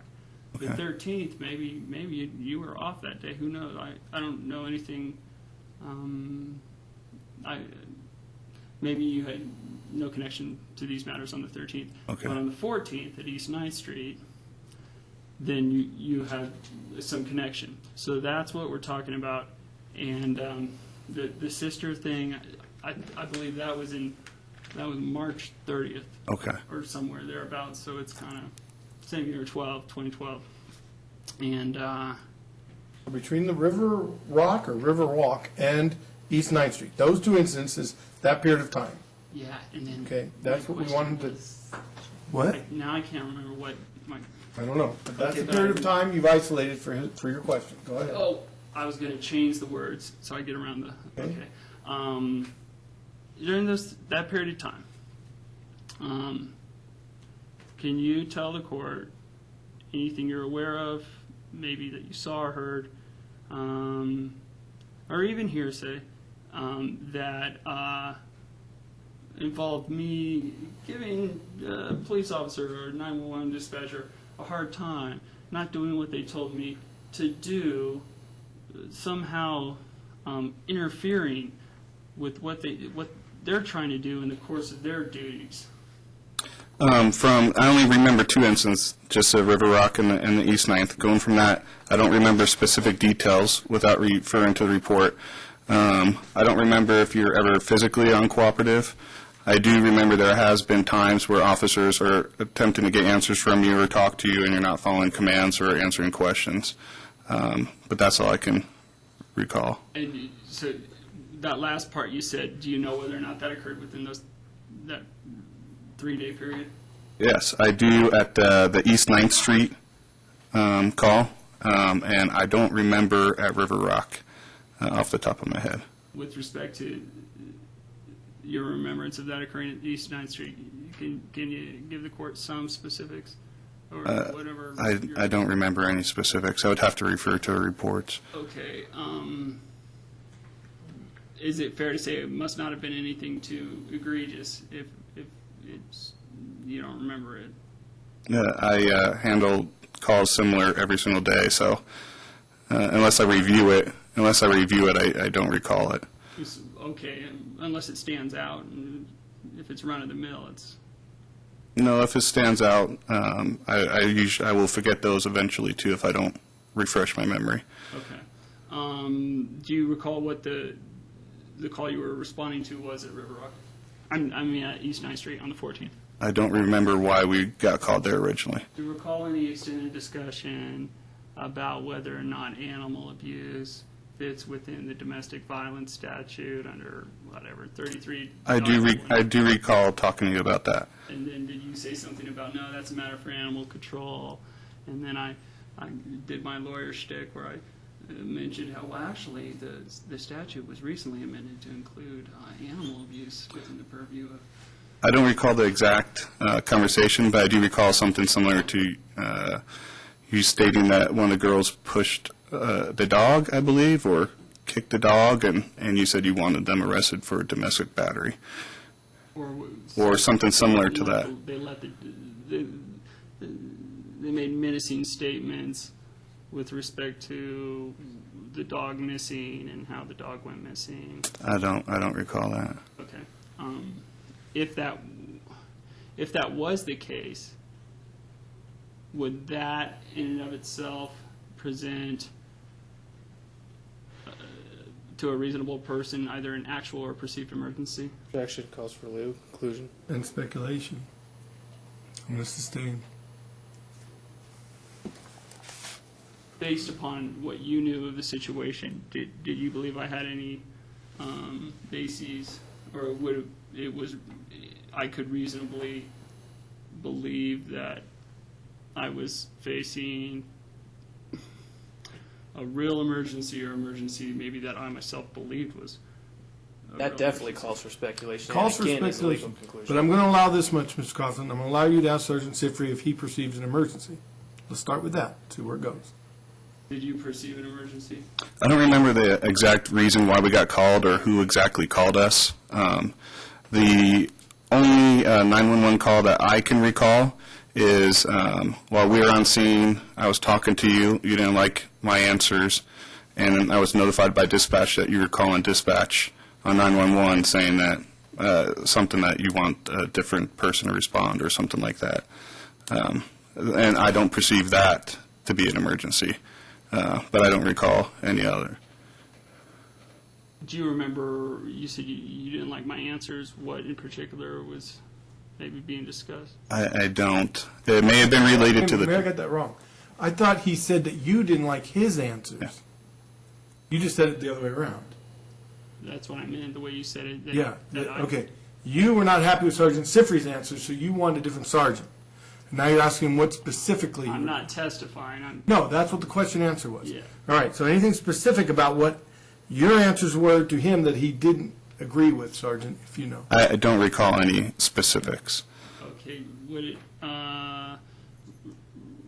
Do you recall anything prior to the jaywalking arrest at River Rock, at the former home law office I was evicted from, summarily?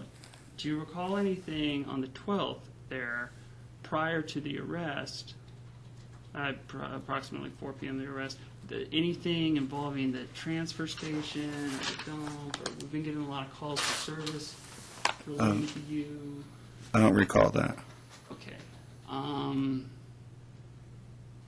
Do you recall on the 14th, back at East 9th Street, the domestic disturbance call, a conversation with me in the living room shortly after your arrival on the scene, relative to my questioning you as to whose call it was to make a custodial arrest for jaywalking? I don't remember any details, but I do remember that there was a YouTube video posted, which I believe was you sitting down in a chair and half the lower body of a RPD person, which I believe was me talking, but I don't remember the details. Do you remember roughly any of the content of the conversation? I don't. Would it refresh your recollection if someone told you such conversation involved the person essentially, to paraphrase it quickly, asking, well, whose call was it to arrest me the other day? And you say, well, that one was mine. And then the person saying, for jaywalking? Why didn't you guys tell me what the charge was right after making an arrest? Why did I have to wait 10 hours to find out? Do you remember any of those conversations, sir? No, I do not. Okay, and then do you remember anything to the effect, or from being there or from viewing the video, wherein, where I would have asked you who made the call, you indicated you made the call for the arrest. I indicated based on what, and then you indicated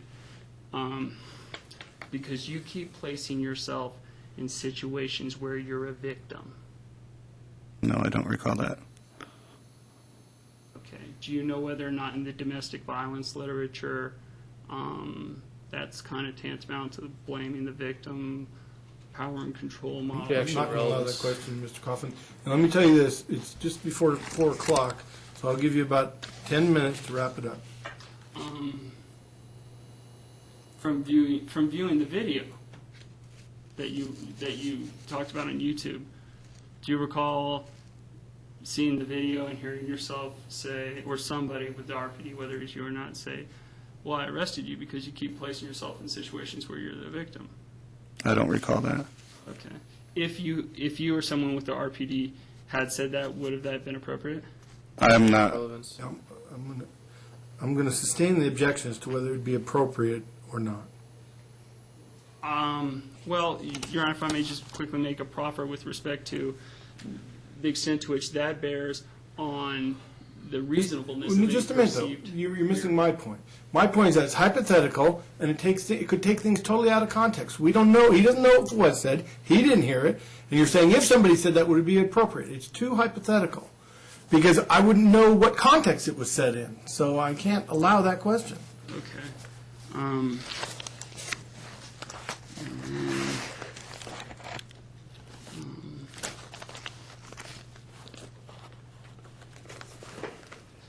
Sorry.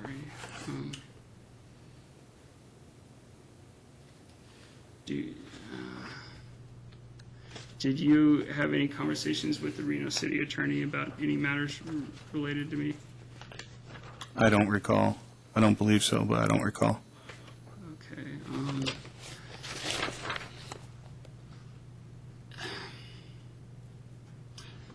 I can't recall. Did you indicate over these 3 days any specific instances that you remember wherein I failed to do something an officer or 911 operator told me to do, or where I interfered in them doing something that was part of their job? I don't recall. I would speculate that if you were informed not to misuse 911 and you were placed under arrest for it, that at some point there was misuse of 911, so that would be not following an order an officer or some law enforcement personnel gave you. But besides that, I don't recall any details. Okay, so I think earlier you might have referenced a subsequent, after officers had arrived on the scene, a subsequent call to 911, maybe requesting to speak to a different officer is forming the seemingly the ultimate basis for the decision to make an arrest. I don't recall what the ultimate basis was, but I do recall that one 911 call after you were already informed not to misuse 911. Where were you personally eyewitnessing this, or? I don't remember. Well, it seems as though if we back up 20 seconds, you say, I do recall that one call, and then I asked where you were, and now you say you don't remember. Is it you recall the call, you just don't recall where the call took place or how you were aware of it? I was at the East 9th Street address with you. I don't recall if it occurred outside or inside the apartment. And if it did, I don't recall if I was out the opposite of you. So if the call was made inside, then I was outside the apartment. And if I was outside, you were inside the apartment. I'm not sure where the call was placed at that address when I was on scene. Or is it fair to say you aren't sure whether or not we were in each other's presence for you to personally eyewitness? Yeah, I don't recall. Then, okay, so you don't recall, but you are aware of it with sufficient surety to testify here today that that was maybe the main basis for the ultimate decision to arrest, which you as the sergeant on scene would have had the final say on? Your Honor, objection asked and answered. He said he doesn't know what the ultimate basis He was. did. And the other thing I want to tell you about, Mr. Coughlin, which I've told you before, is I have to make a decision whether the elements of the charge has been proved. Doesn't matter what the basis for the arrest was, right or wrong. I'm hearing the facts and the elements of the crime today and during this trial over the last number of days. I have to decide if the crime has been committed by the alleged defendant's acts, not whether the arrest was believed to be appropriate or not appropriate or how much evidence was used to make the arrest. Yes, sir. And in that respect, it seems the allegation is you were told not to call 911. Officers arrived on the scene. Even if we give That's from his limited testimony. I know where you're going. That's from his limited testimony. That's just this witness, the one that you called, not the one the state called. From his limited observations and his limited knowledge, that's all he can recall that led to the arrest. Oh, I believe Officer Shower might have. I don't want to talk about all the other witnesses, especially in front of this witness. Okay, but We'll argue that when it comes to argument. yes, sir, Your Honor. This witness is just on for what he observed. That's just one piece of the puzzle. Okay, and to ascertain whether or not the alleged action of calling for Sergeant Thu or whoever was a criminal law violation or resisting an order or resisting a public officer in carrying out the course of their duty, I believe you said it would be judged by reasonableness standard, and in order to discern whether or not any alleged making of such the making of any such alleged call, whether there was good cause to do so or whether it was, this guy's being a jerk. Yeah, he's answered that. He answered he didn't believe it was an emergency. Well, and I'm trying to go to the weight, credibility of his testimony. If he can't remember if he was there to see it happen, he can't remember. He hasn't remembered much. He can't remember if he said, "Look, you keep putting yourself You in a put him situation where you're a on. victim." You put him on. I know. The more he remembers, you think it's going to help you? Videos on YouTube, and he can't remember if he said something that is pretty It's your insensitive. It's to your witness, Mr. responding- Coughlin. Do you believe that you're going to get something out of him that helps you? And if so, get to the point. I'll give you 3 more minutes. That's it. I believe it's possible that it could help to the extent that if it's proven any such call was made, seeking to maybe talk to a sergeant, someone the accused had more of a rapport with. That Doesn't make an emergency. But if you add it in the context of the accused was arrested less than 48 hours before for jaywalking, though at the time nobody would tell him what he was being arrested for, and then he gets out of jail, some 8 hours later, and he's pulled over immediately by an officer who had arrested him, in August of 11, in whom he had submitted some written complaint that probably didn't even get processed because it wasn't submitted through the appropriate channels. 5 days before that pullover, early in the morning on the 13th, and then on the 14th, the same officer who had arrested the accused for or made the call for jaywalking on the 12th shows up with 5 to 6 other officers and/or trainees or ride-alongs to a domestic call about a dog missing, and that sergeant says, in the context of someone calling about domestic violence, you keep putting yourself in a situation where you're the accused, and that person also used to be a domestic violence attorney. All right.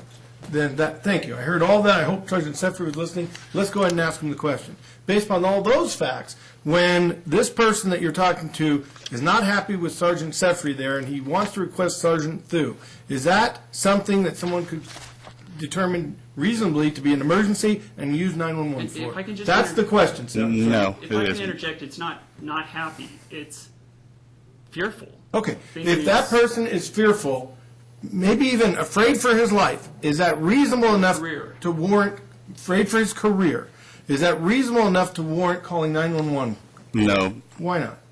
It wasn't an emergency, a life-threatening situation. We were on scene already to assist him. And I believe, if I recall correctly, the main reason for the call was he didn't like the answers that he was getting. All right, thank you. Is it possible one of those answers was, even if you really are a victim, the fact that I think you're putting yourself in a situation where you are a victim justifies me making 2 arrests upon you, custodial arrest within 48 hours. I don't recall any exact statements made. But that would be consistent with maybe an answer that someone wouldn't like to hear. Maybe make them uncomfortable. Maybe make them fearful. Maybe make them not trust you. Maybe they don't know you that well. Don't know that you're a good guy. Don't know you from anything other than you arrested them 2 days previously for jaywalking. Outside their former home.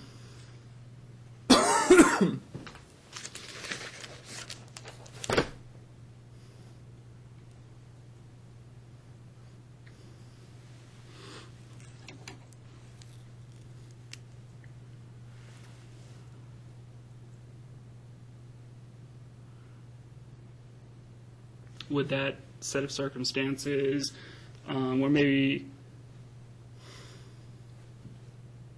the person had been divorced or had a long-term relationship end.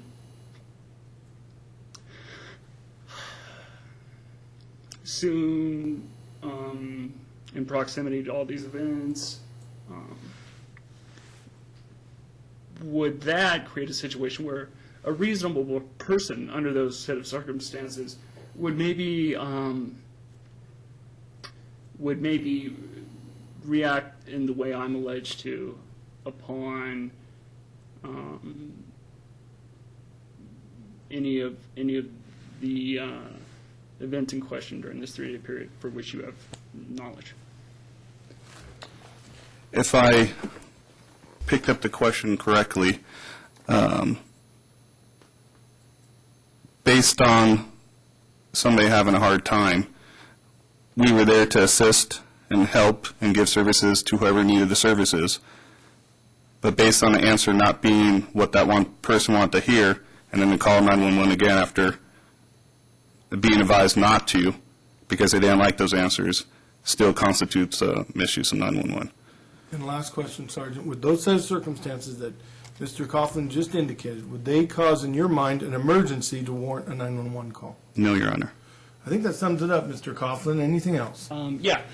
Are you aware of any audio recording wherein, I don't know which officers it would be, but they recorded the arrest from, what do we do? Wait for Sarge.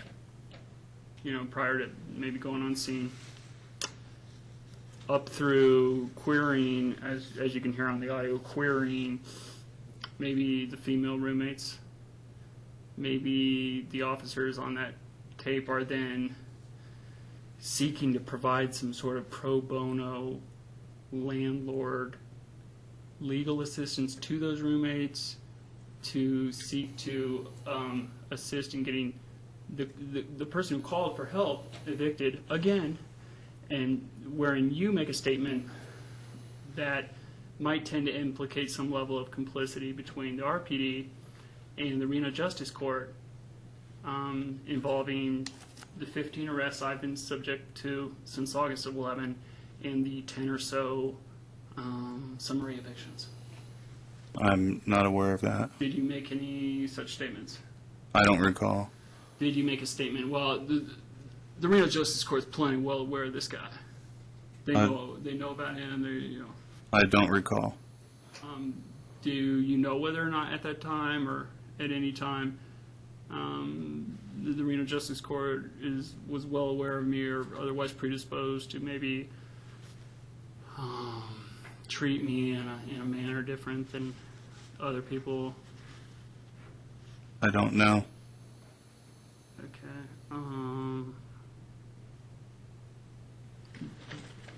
You don't know. What I asked you, are you aware? And you said you don't know if you're aware? I don't recall if I had prior knowledge or if I had any knowledge. Okay. And you're not aware of whether any such recording exists? I'm not aware. Or whether it's on YouTube? No, I'm not aware. Okay. All right. I'm going to let it go at that, Mr. Coughlin. Any cross-exam, Mr. Young? No, thank you. All right. Sergeant Sifre, thank you again for coming down without a subpoena today. That was our fault. Thank you, Your Honor. You are excused. However, please don't talk about your testimony or the facts of this case till this trial is completely over. It's already taken a number of days. I don't know when it will be finished. But just, we have a rule of exclusion, so don't talk about the case till it's completely over. Okay, Your Honor. Thank you very much. You're excused. Mr. Coughlin, we're back to you. Next witness.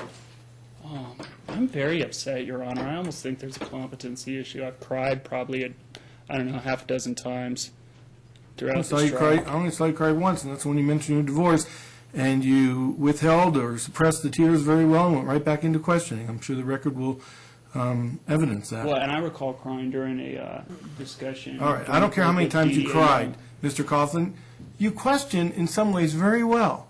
You're very intelligent on some things. It's just a matter of focus. If you focused your defense, you could do an excellent job putting on a defense. It's taking so long, and you're losing the issues. You're losing focus.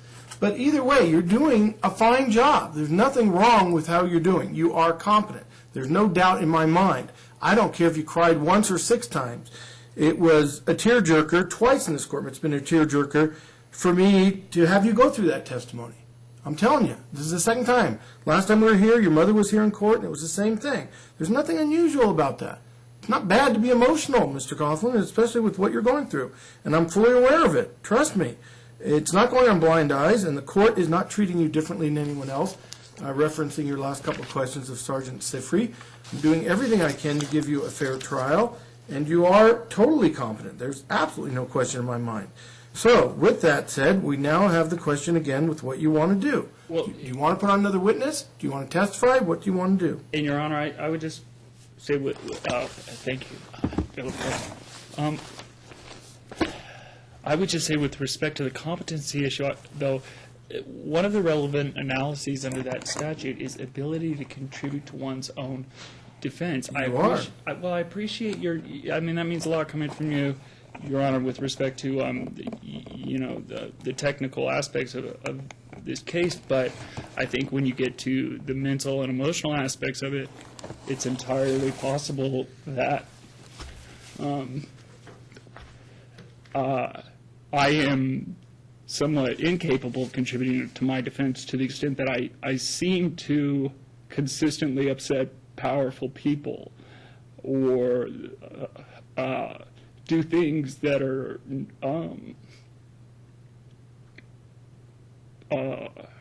not in my best interest, and that just don't make a lot of sense. It doesn't mean you'd be happier with a private attorney or public defender representing you. I'm convinced of that. But I am also convinced of this. You don't have to worry about powerful people. You don't have to worry about upsetting people. What you have to worry about in this case is focusing.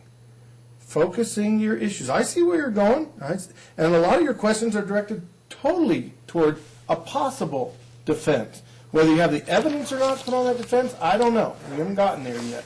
I don't know what else there is in this case. But I don't have any problem with how you're doing, and don't worry about upsetting myself. No matter how upset I get with you on an individual basis or on an individual issue, it's not an emotion that's going to carry over into my decision in this case, trust me.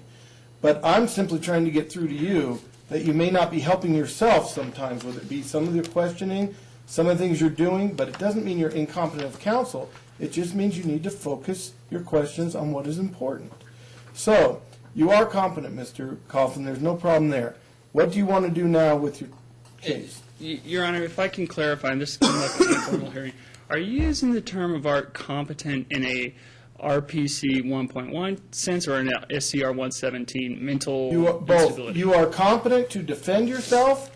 You are competent as a defendant to stand trial. Is there a difference, though?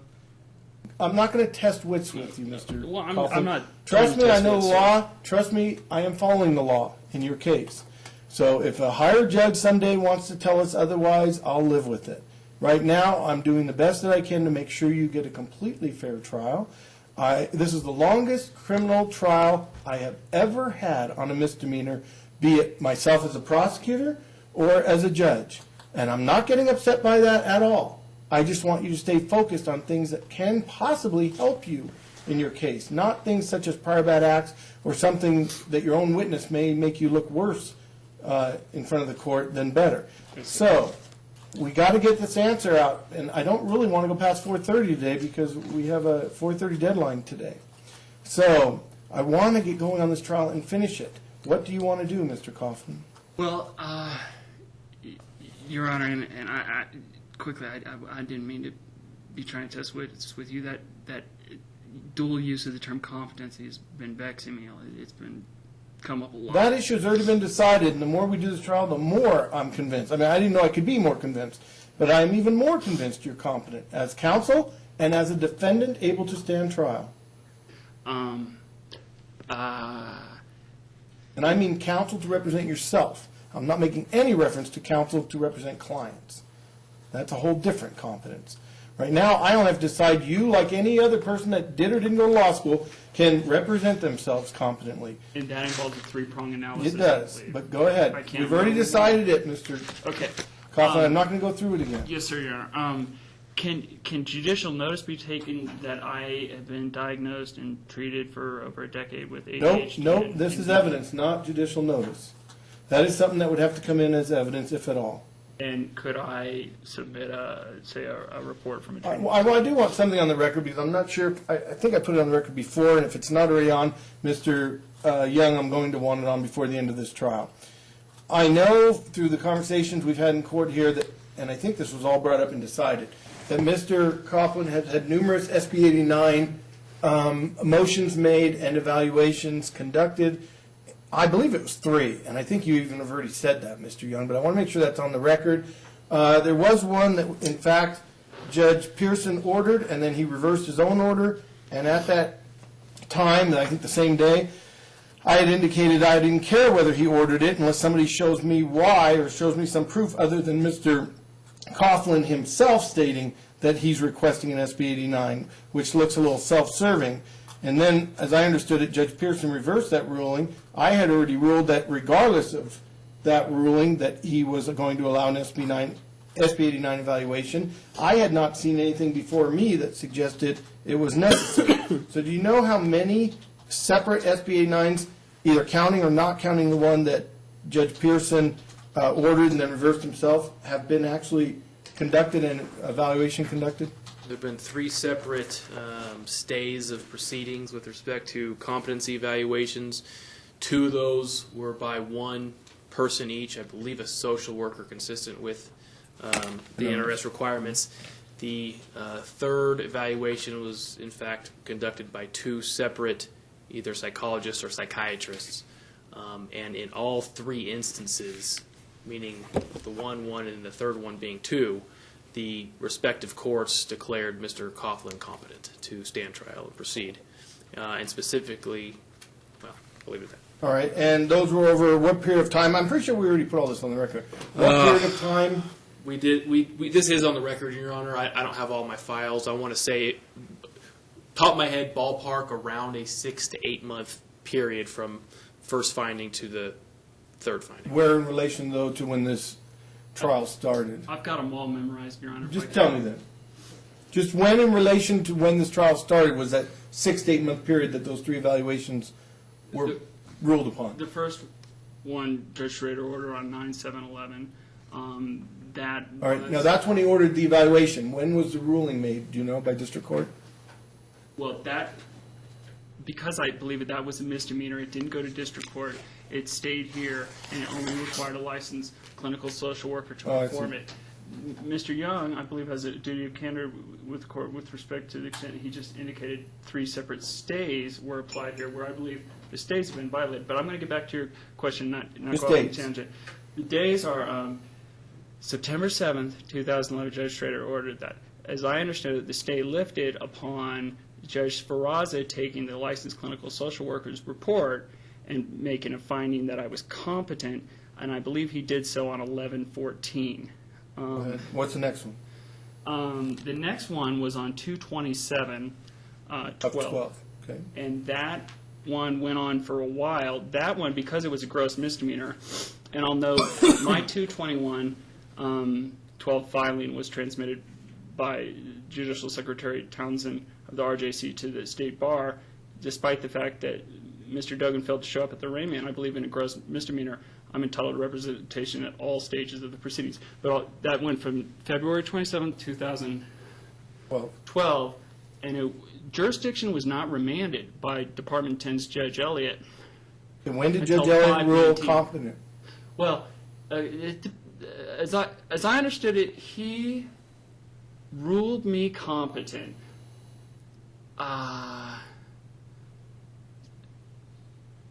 I want to say 5/9. He entered an order, but then he entered an order on 5/19 remanding jurisdiction.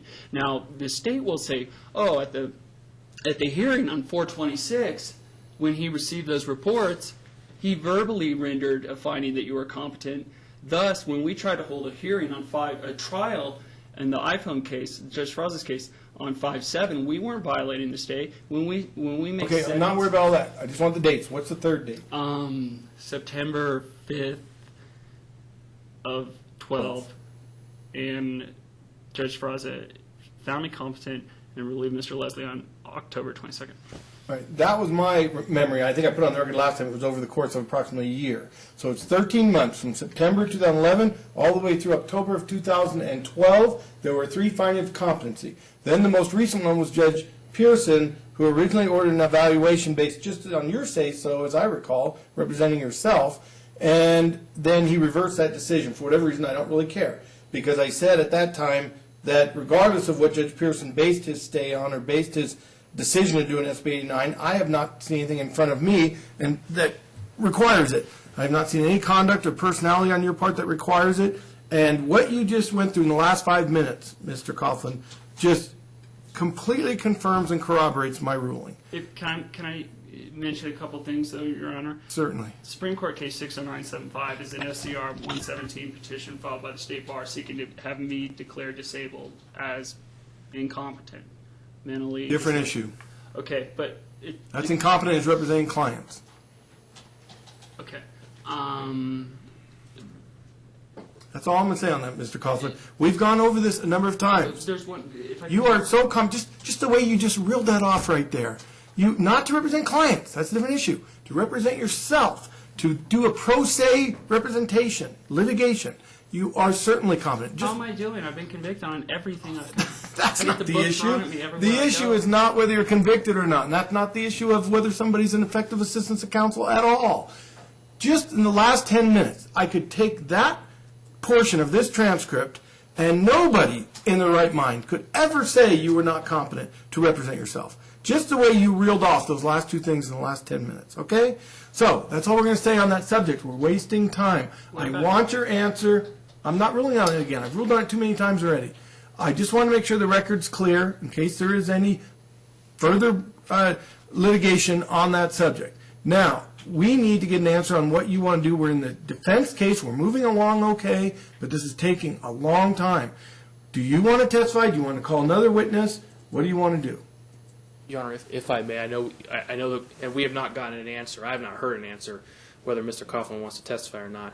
What I would respectfully request is briefly you canvass Mr. Coughlin just so he understands All right. the repercussions of testifying and waiving that Fifth Amendment right, I understand. or if he invokes his right to silence, how that in no way can be used. All right, Mr. Coughlin, there's a case in Nevada called Phillips versus State. You ever heard of it? No, sir. All right. It deals with when somebody, usually not a lawyer, is representing themselves, and it comes into play because there are ramifications to testifying, and you need to be aware of those risks. And we already covered one of them. You seem to be fully aware of it, that there is no immunity, or there might not be. You knew when you brought that up, you were asking for it. And the fact that if you testify, you are subject to full cross-examination by an educated prosecutor. Mr. Young will be able to question you. You can't say, I don't want to answer that, or Fifth Amendment, or something, or your entire direct testimony could be stricken. Do you understand that? Yes, sir. All right. I actually just the last sentence I got a little lost on. Well, I wouldn't say I would take away your direct testimony lightly, but it's a possible remedy the court can order if you don't answer cross-examination questions.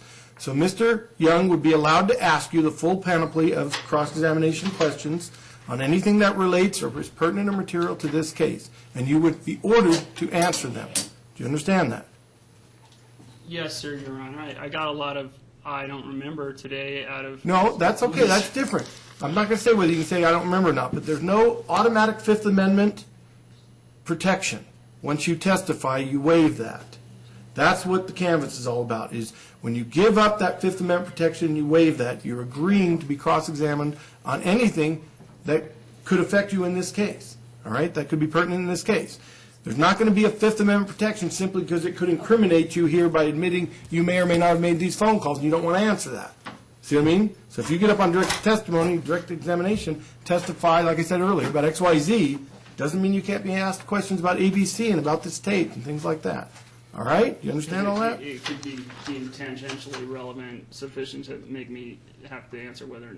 It's got to be relevant. It's got to be something that can't incriminate you over and above perjury or over and above being convicted in this case. Being possibly convicted in this case based upon your answer does not incriminate you. It does not give you a Fifth Amendment protection. It's only if you're asked about other crimes and other things that might violate the rules of evidence. All right? Now, you are a lawyer. You're a trained lawyer. You're an educated lawyer. As I understand it, I think I was told this somewhere along the lines, you did very well in law school. Did you? At the start, I did pretty good. But All right. And then you graduated law school. You became a lawyer. You passed the bar. You represented clients right here in these courts, right, in Washoe County, correct? Yes, sir. All right. So even though you're not well-versed in criminal law, you certainly need to know that you have a right not to testify. You have a right constitutionally to testify. So you have both rights.